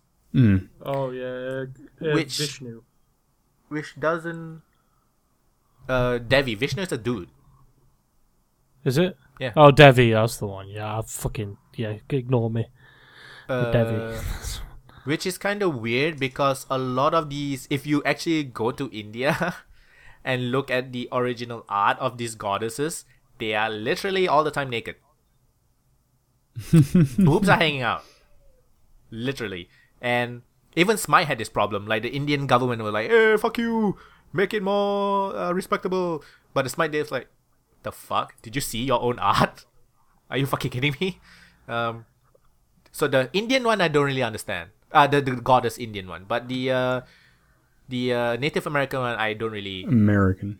How do you guys feel about the Native American one? I agree. I mean, obviously, I don't know. I'm not in the same context standpoint as the people who could potentially be offended by it. But I feel like since it's not you're white. trying to be Native American, it's not like... I don't know. This comes down to like if the sun itself as being a Native American skin, that'd be different. But just having the aesthetics. It's just called Rain Dancer and Thunderbird. I mean, one of them's called Rain Dancer. I mean, right, all right. You want my honest opinion? This is just Overwatch is getting big and people are finding reasons to bitch. It happens every time. I'm sorry. Surprised no one complained about Zenyatta. I'm sorry if you're offended, but. Is it really that? Is it the end of the world? No. I mean, is it insensitive? I don't know because I'm not part of that culture. It's not really desecrating or mocking or any of that. Okay, I just want to know: is the reason why? Let's take Symmetra's Indian goddess skin for example. I like that skin, by the way. It looks great. Is the only reason why people are pissed off? And I'm guessing the people who are pissed off are not the actual Indians. I'm guessing it's like white American. Of course they're not. So are people pissed off because the religion is still a thing, while people are not pissed off if you take Thor or Odin or like Greek gods, Roman gods? Probably. That seems like a strong possibility as a reason why. Right, this is... nobody's pissed off about the Roadhog skin either, which is clearly like a Hawaiian Samoan, isn't it? Samoan Hawaiian. He's got all the Samoan tattoos. Similar ocean god. Look, let me be frank for a second. If you're religious, I'm sorry, but Blizzard have every right to reimagine your gods however they like. You have no... public domain ownage over the way a certain god looks. This is how it happens every time someone draws a picture of fucking Muhammad. Look, I'm sorry if you're offended, but Blizzard have every right to create a skin that reimagines a specific character in any faith or story or fantasy or anything. It's their right to do so. And stop bitching and making noise about something that doesn't really matter. I'm probably being really offensive right now, and I do apologise if you're offended, but there's much bigger problems in this world than a certain character looking a bit different than it originally should do. Like, I mean, really, it is... Me and Fo were talking about cultural appropriation because it's not really a thing over here. Like, we don't exploit other people's cultures, but we do, like, indulge and share and experience other people's cultures. Like, Chinese New Year, a lot of like Indians and the Malays would visit Chinese houses and stuff like that, wearing like traditional. It's a thing that we do. So he mentioned stuff like wearing the Native American headdress is insulting because only the chief are allowed to wear that. And the restaurant in South Africa. How I in South Africa, yeah, there's a restaurant. It's like a Hollywood Savage Red Indian cafe or something, which of course I do think that's insulting. So, I mean, here's kind of the non-exact line that I draw, is it's not cultural... So, cultural appropriation, to me, is when you monetize or commercialize some aspect of a culture that the source culture does not monetize and commercialize. So, like, you can take their pop culture. You can take something that, if at any point that thing was pop culture, feel free to use that in any way you want. But if it's if it predates pop culture, if it's like a historical like a tradition at that point, and it's not like a commercialized tradition, you probably shouldn't touch it. Wouldn't that mean Overwatch is culturally appropriating that? No, because religion is absolutely commercial. It always has. In the case, what about the Native American skin? Right, and the Native American skin, that's a bit different. It might be, but that's not what I mean. It's alright saying that, but cultural appropriation, if we're just talking about cultural appropriation, is the use of one person's culture in a different culture. That's all that means. Cultural appropriation is taking aspects from one culture and using it in another. It doesn't inherently imply negativity. Because mostly used that way, if but by definition it doesn't have because, to. for example, with the Native American one, if they're mixing together different aspects of Native American culture that shouldn't be mixed together, that's not cultural appropriation. If they were to take Native American symbolism and mix it with Hindu symbolism and use it in different cultures, that's cultural appropriation. It's using... I think it is cultural appropriation because they're not Native American, using Native American symbolism. Oh, I see what you mean. I guess, but then it's not... Unless the one dev they had working on it was Native American. I mean, I think the whole problem is that Farah's Egyptian, right? Is that the problem here, that Farah's Egyptian and she's wearing Native American? Also, yes. The problem is just a lot of people are like, Zenyatta's Buddhist, but why. he's a robot. And I really like that part. yeah. Honestly, it's just people finding reasons to bitch about a game that's got a lot of popularity at the minute. It's really all it comes down to. I do think And it's a so back- case-by-case basis when it comes to cultural appropriation. Yes. Yeah. And it's really like my definition really kind of breaks down, like especially near the Native American thing, because a lot of Native American imagery has been commercialized, but a lot of it is insensitive, and a lot of it depends on who you ask. Like it's not super black and white. You see, I'm not sitting here. I'm not trying to offend anyone. I'm just saying that You're really not? if you, I'm really not. Normally, I don't care, but this time I'm really not. If you are sat at home and you play Overwatch, and you see this Native American skin for... I didn't even know it was Native American. That shows how much I know. And you see this Native American That's why I skin, liked it, actually. If you like this Native, It's one of my favorite skins. Native American fire skin, right? Is that are you on about the red and white one? Yeah. Oh yeah, that's my favourite Both fire of them, skin. I think. But if you see this and But you yeah. get offended, then you've got bigger stuff to worry about, pal. What about creating a skin that is influenced, but it's not like 100% sort of? What do you mean?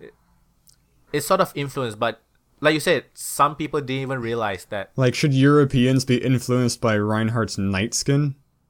We didn't actually fight dragons. That's insulting. You make us look like idiots who fought dragons. I don't know. That's actually a new really dumb piece of news. There's nothing to do with gaming, but I just want to mention it because it's about cultural appropriation. It's by Lena Dunham. She's a writer, man-hater, SJW, white person, white female who came from a pretty privileged family that wants to have problems because she never had problems.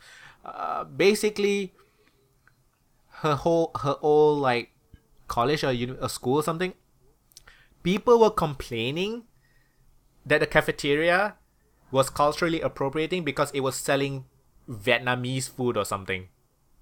And then they actually took out like the other different type of food and she was supporting it. Is that really culturally? Is that? I don't think so. It's Cultural. food, for fuck's sakes. Do you know what I see as cultural? Do you know By cultural? my definition, it clearly isn't. Do you know cultural appropriation in a bad way, a negative way? The way I see bad cultural appropriation is using assets from a certain culture in a different culture to mock it. That's when incorrectly representing. in an offensive way, like Yes. not purposefully, but like I don't know why. Because unless the people serving the food were putting their dicks in between the bread before serving it to you, I think that's okay. because with Not the the rain dick part, dancer I mean. skin, maybe the artist didn't know that these things came from different Native American cultures. You can't blame someone for not knowing that. I mean, come on. I'm sure they did, though. I know nothing about Native American You know culture. what's the stupid thing? Do you know? What? You know what? Do you know what that Vietnamese like stall was selling in that cafeteria?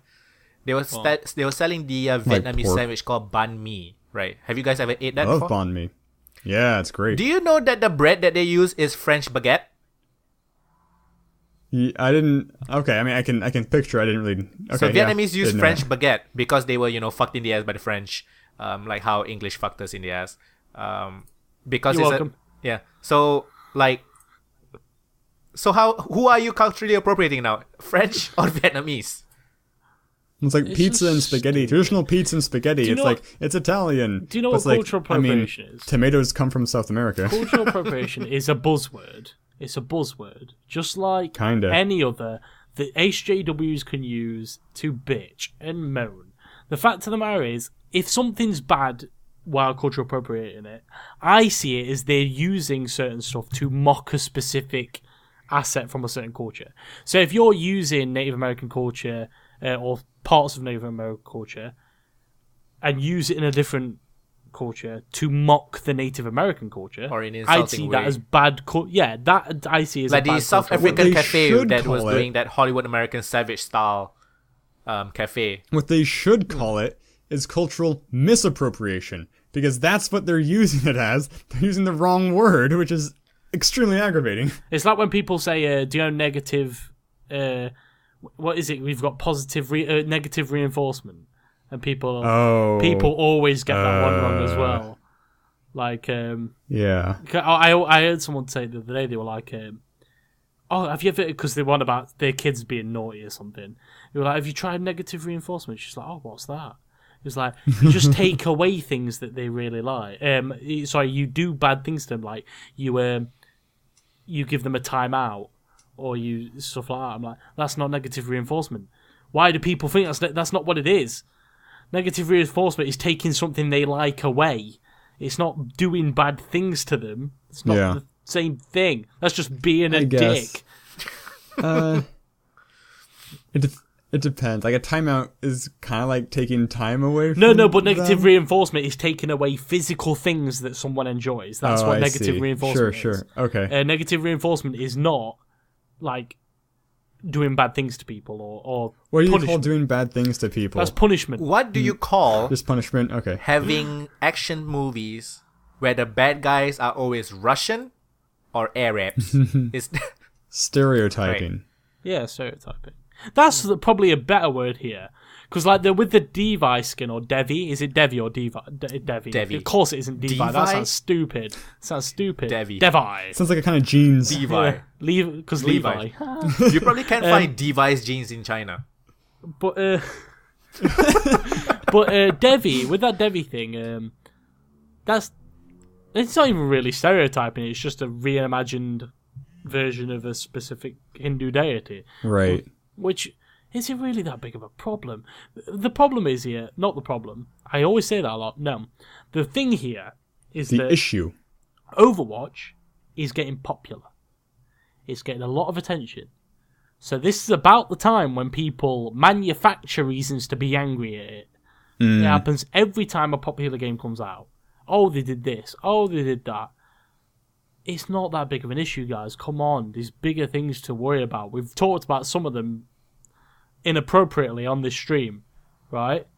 Things happen every day. If you're moaning about a character in Overwatch, maybe the artist accidentally mixed up Native American culture, what should happen now is you should go... even if they did it on purpose. Well, then that's just a dick move. I don't think it's bad. That's just... not bad, but it's still a dick move. I mean... I think if you're making a fictional character, you can... I agree, but I think the reason is... I think what I'm saying, though, goes both ways. Do you really have to? Oh, sure. Can't you just do something else? But like you said, fictional, the right? problem is, like, if they're making it up from their head, it's coming from somewhere. Coming from whatever perceptions they have from other I can imagine bits. the artist looked up Native American culture online and mixed stuff up. Yes. I think that is what happened. I think that's the most likely scenario. So what should happen here is that people who are... Well, that is what I'd see as accidental, no? Okay. I mean, I just don't think they just kind of Googled Native American. They didn't actually, like, try to divide it up by tribe or anything. Yeah, I'm saying that's what I'm saying. A bunch of different source images. That's what I'm saying. I'm saying they probably didn't know that it was part of two different. They just saw some search Native American. Oh, culture. It's all the same. It's all one tribe. Because if you're not part of that culture, and you don't know about that culture, you don't know how to appropriate things, right? Because you don't. So what should have happened if people were truly upset about this? If you're part of the Native American culture and you're upset about this, I'm not trying to say you shouldn't be upset. I'm saying that there's bigger things to worry about. I'm saying write to Blizzard and say, look, this reimagining or depiction of a certain culture within the culture I'm a part of is offensive. And then Blizzard might come out and say, we didn't know. And then what happens there is that they change the skin. There we go, done. Do you guys know what is Squatty Potty? What? Yes. A Squatty Potty. I actually have one. Cool. Which is a most is the healthier way to go, by the way. Squatty potty. Is it really? I don't know. I got it for the Christmas Oh, gift. when you Really, it squat. is. It's a stool that you put in front of you when you're It's sitting on basically the a little toilet. toilet, Footstool. Oh, to lift your legs. so that it simulates a squat. Yeah. Because Yeah. when you Yeah. squat, the research all show that when you squat, the intestines and everything will get more relaxed, easier to come out, healthier. Because the people in countries that squat, I don't know why I'm talking about it. The people in countries who squat have less Me neither. intestinal problems than the people in countries that don't squat. So like the people that, so it's research, blah blah blah. So the reason I ask is Squatty Potty culturally appropriating Asians? Because they squat most. We do it every day. It's Is our that what you're thing. saying? How can you sell our Really, thing? no. I think you're making a good point, though. I mean, you could make I'm just a saying it's point for fucking any- dumb. Yeah, you can make a point for anything. Most of the being time that misappropriated. people, these people who are complaining are white women, or white people, I think, not just women. The white people. You sexist. I think for first face. The problem is that I can't honestly imagine Blizzard doing this to purposefully offend people. Call me insane. That is certainly true. So at the end of the day, if you're They're not offended, EA guys. right, Come on. if you're if you're offended by this, first of all, I'm sorry, but two, write to Blizzard. Do it in a manner that doesn't make you seem like a dickhead. Just write to Blizzard and go, look, I'm part of this culture. It's rather offensive because of this, this, and this. This shouldn't be held with this, so this and this and this. And then Blizzard changed the Tracer pose because of one twat, right? So if a load of people write in... Okay, so regarding that, one of the main guys from Blizzard did say in a forum that they were already thinking about changing it. So it's really just his words against Easy to the say other now. I know, competitive but, person. but again, my point is, if they're willing to, because I'm sure they'd probably do it anyway. If they because Blizzard have always been good with customer service on that level, changing things to please people. They've always been good at that. So if loads of people wrote in who are part of this culture to calmly inform Blizzard why it's offensive, then I'm sure Blizzard would just change the skin. And then everything's I don't know what fixed. really makes something offensive. I have some ideas, but I need to I don't know. Stereotyping I is don't know why a lot of super things are offensive. Having a black guy Yeah. with super thick lips, like how the cartoons used to. See, but the problem is if somebody made a stereotype of me and tried to mock me, is that parody? it wouldn't make me feel great, obviously. As a joke or something, then I don't know that I'd be offended per se. My first reaction is just to think, that person's dumb. What about people who are portraying nerds as fat guys in mom's basements? Right. I just think they're ignorant I'm and going to dumb. say something that's not going to don't be get very sad. popular, right? I'm going to say something that's not going to be very popular with certain viewers or certain listeners, or maybe someone on this in this call. But stereotypes exist for a reason. I'm not saying they're correct. I'm saying that a lot of the time stereotypes are made because more than one person are this way. I'm not saying it's good to use these. It's actually a problem that comes up a lot in improv, especially beginner improv, because stereotypes are a really easy shorthand to communicate an idea.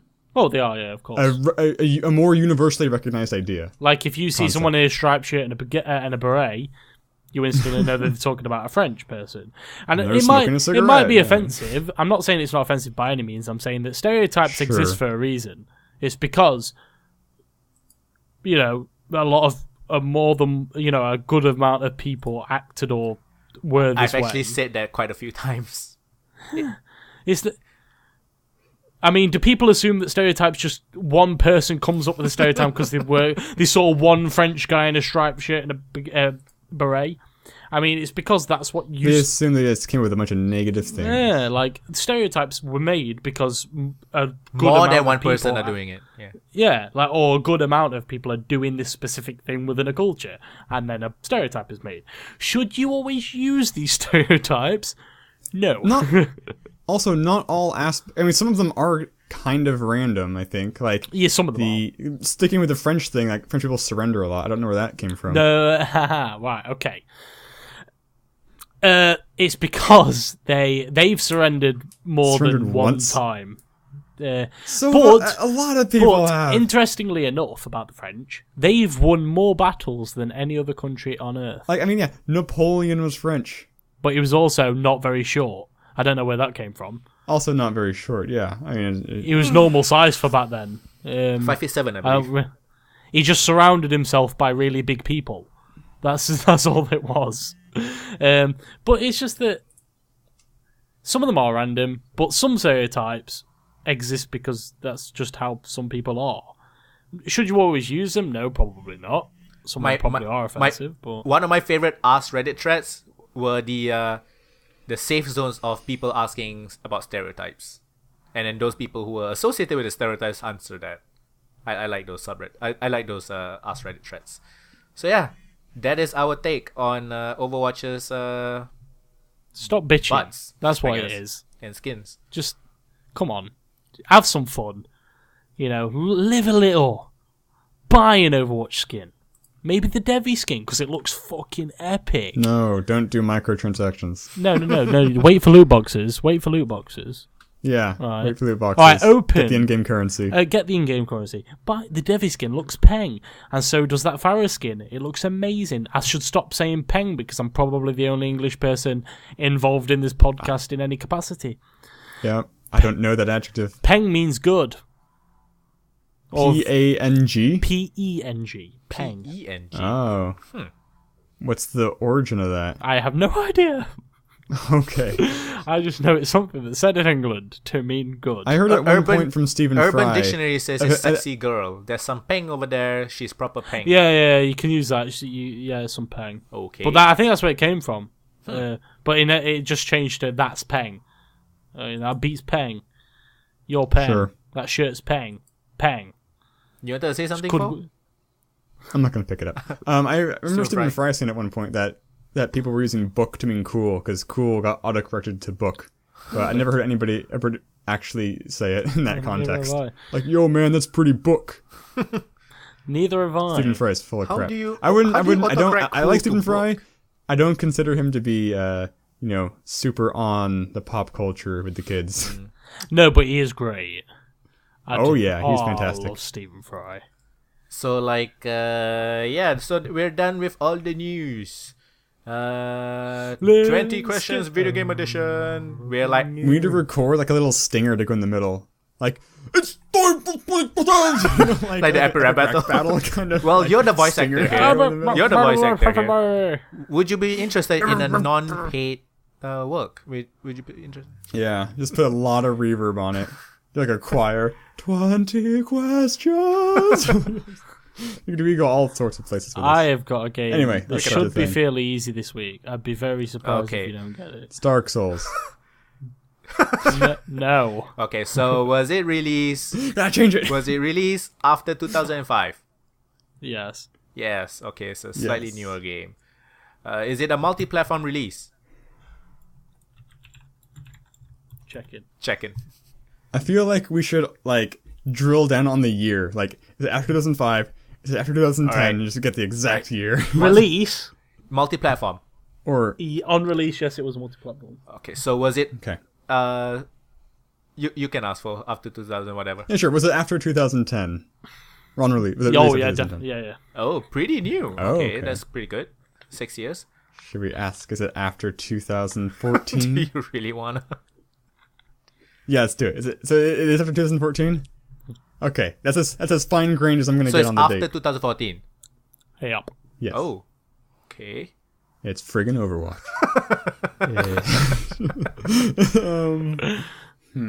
The thing is, a game can be so popular that you don't think he'll choose it.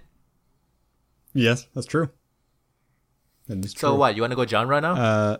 So multi-platform. Yes, let's do genre. 2014. Is it considered? Do you want to ask? Is it considered RPG or does it have RPG elements? Because I feel RPG elements quite. Either way, no. No. Okay. That's good. So, because I know that question is hard, so no, it's really not. Yeah. Yeah. No, you don't. Yeah, no, I'm gonna say no, and you'll. It's just no. No, it's not. Okay. No. Should we ask camera angle questions? I will be okay with that. Okay, is it a first-person game? No. So the other camera angles are isometric and third person. There's isometric third person. There's 2D side scrolling like another option, Yeah, of course, yeah. or it could just like what do you call? It's like SimCity would be isometric. Yeah, isometric and top down should be the same thing. Okay. No, top down's not isometric. Top down's not isometric. Top down is 2D. Top down's 2D. Isometric is 3D, 2D. It's like 2.5D. Yeah, it's like a weird perspective. A bit of an angle, I guess. You've got 3 dimensions in an isometric game. You don't on a bird's eye. It's weird for like Civilizations, where as you scroll the wheel out, it becomes top down because the camera tilts. I mean, because like on a top down for a game, for example, there's only 2 axes. There's up and down. There's no on isometric. There's multiple. There's 3. I shouldn't say multiple. 3. So, do you want to still go with the camera angle? Camera angle. Maybe. I mean, camera angle helps me guess genre. I mean, genre or camera angle. I don't really care which one specifically. Camera angle, I think. Do you want to ask that person? Okay. Yeah. Wait, so... But third person includes, like, isometric. But it shouldn't be. Third person is third person. I know logically so, like, over it the is. shoulder. No, third person. Over the shoulder. No. From Third person means you can see your character. Okay. So I know means. it says that, but you don't call Diablo a third person game now, do you? I think you do. You call it an isometric game. It's an isometric action Which is RPG. yeah, but isometric. I know Isometric the is a definition subset of third person is you can see your character. I'm saying from the game industry perspective, Diablo is not a third person game. It's an isometric game. But if you're gonna ask a question, you're gonna have to be specific. Because if it is isometric and you say is it third person, I will say yes. And if you say, but from the context of video games, also, though, third person implies there's a person. Isometric doesn't imply there's like SimCity. There's no person a to person. third person it up on. Oh, this is going to be difficult to answer. Then. What? I guess if it's a character, we are complicating things here. Third person just means from behind. If it's from behind, right, and it's not a person but a character over the shoulder. Yeah, can you still say? Cause yeah, okay, carry on. Yep, go. It's like so. Okay. Because like, what would you like? I mean, like, would it be able to give me control multiple people, like Blood Bowl? No. That's isometric. No. Oh, well, are we asking a question or? No, I wasn't asking you a question. Okay. I was saying, okay. Like Blood Bowl is an isometric game, right? That's what you'd call it. Yes. I do agree with Shar. Within the concepts of it, I wouldn't. Yeah, if it's isometric and you say third person, I'd say no. It's not third person. Because third person means over the shoulder. Or that kind of thing. Isometric's isometric. It's his own genre. So is it third person? He has to yes. Think. Yes, I'd say it's third person. Yeah. He'd say it's third person, so... It is third person. If you're going to go on camera angles, it's third person. It's the only thing that you can describe. I mean, because like, it doesn't necessarily mean over the shoulder. Because like a game like Remember Me, something with a camera you don't really have control over. Then Resident Evil would be a good example. Then it is third person. Then it is third person. Yeah. Yes. Yeah. You mean like the fixed camera angle style? Yeah. Yeah. I would consider that third person as well. Pretty much. It's third person. So it's a third person non-RPG game. Yes. Released after 2014. Yes. I wonder if games like Saints Row is considered. But you said no, right? No at all. No RPG element. Saints Row's got RPG. No, that's a bit. The skill points. Saints Row's 4 definitely has RPG. I don't know about 3. Right. So I'm gonna try and ask a question now and see if it. Right. You can level up, but it gives you no gameplay. It's just a level. Does that count as an RPG element? Probably not. I don't know. I guess not. You can, and you can like Tetris. You can level up, and I wouldn't. Well, say you can unlock cosmetics. You can only unlock cosmetics as well. So it's something like Overwatch, right? It with that, yeah, it would be in that scope, yeah. So basically, so it's more like a town level kind of thing. Yeah. Oh, that's not RPG because it's not part of the gameplay mechanic. Then good. Then, I agree. It doesn't change your play style or the way the game plays. It's not considered character progression. Yeah.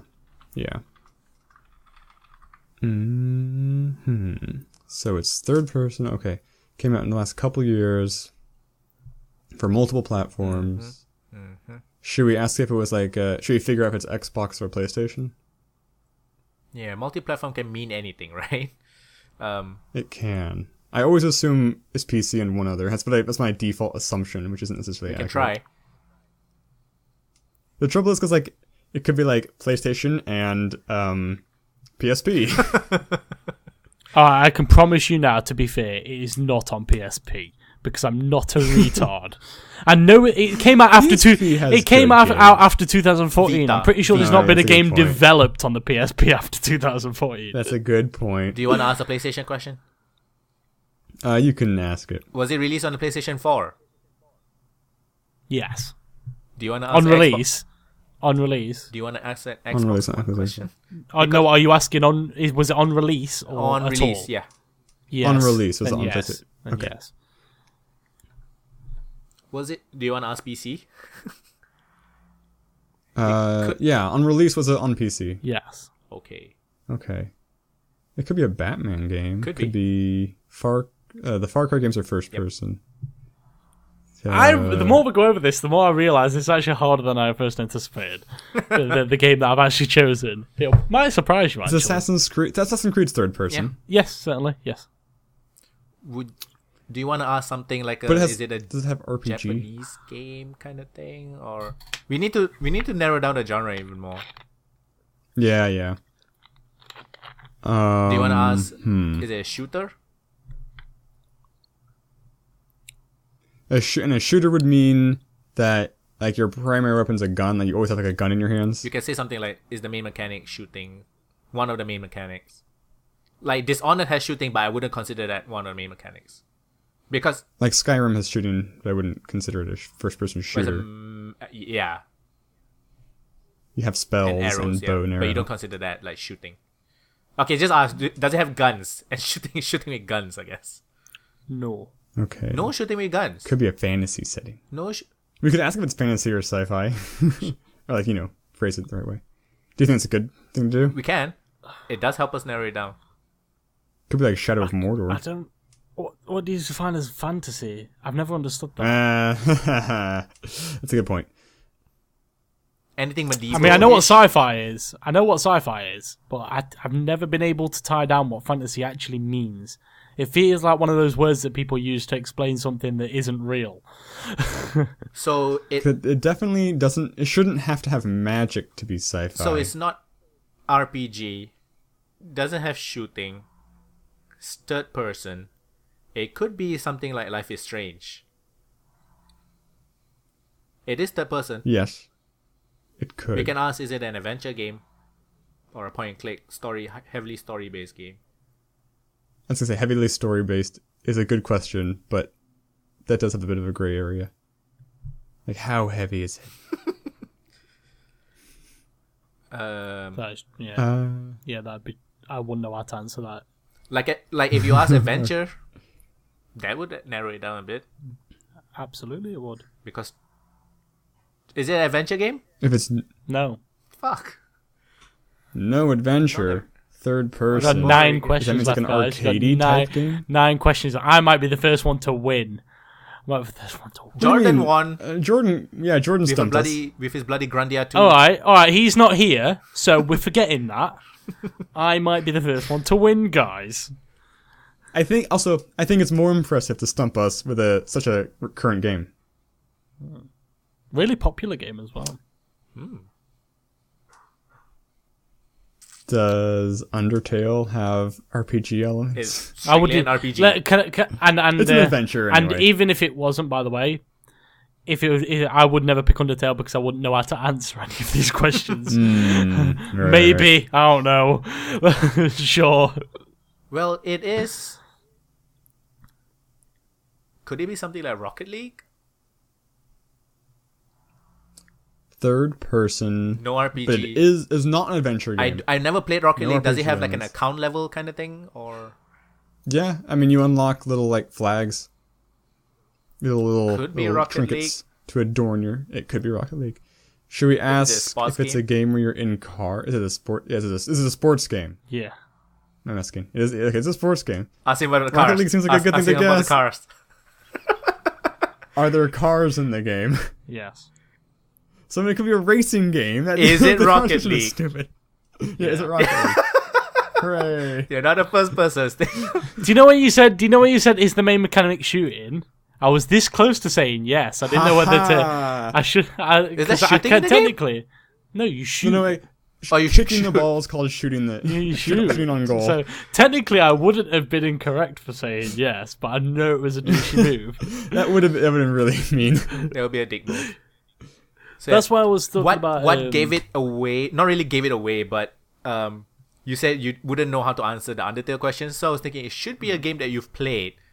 Yeah. So Rocket League was one of the third-person games that you played. Because I was when I picked the game, I was like, "Is it third person? Does it technically count as third person?" It is. I mean, I guess. You look from behind the car, right? There's no like second person. If you have it's the just camera weird. locked It's onto the weird ball. calling it a third person game when you're playing a car. Yeah. That's just weird to me. Yes.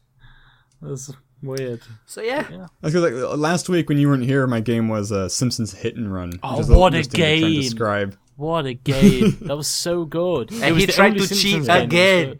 He said it was released on arcades.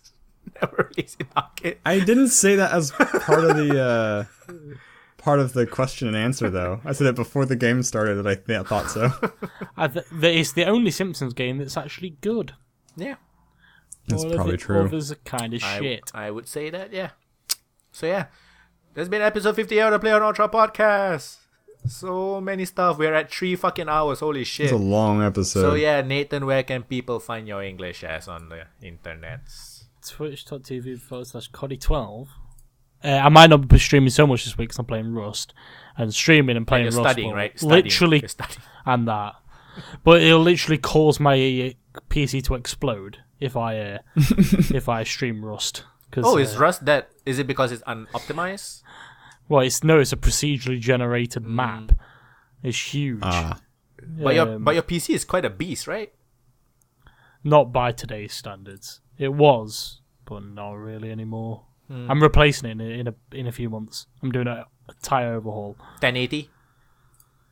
Yeah, I'm gonna get a 1080 Ti when it comes out. I'm gonna wait until early next year to get the Ti, and then I'm gonna get a new processor, new RAM, new PSU, new everything. Just gonna strip it. I might get liquid cooling. Nice. Foehamner. I am on youtube.com/c/Foehamner. Where I do Let's Plays mostly. But I'm getting a little more into voice acting lately with collaborative stuff, which is fun. Very amateurish. What is it for, games or like today I was doing stuff. It's like a guy, he goes around like Tumblr and he takes comics and then we just voice act the comics and he animates it. It's like so the cells come in and words appear and he adds sound effects and stuff.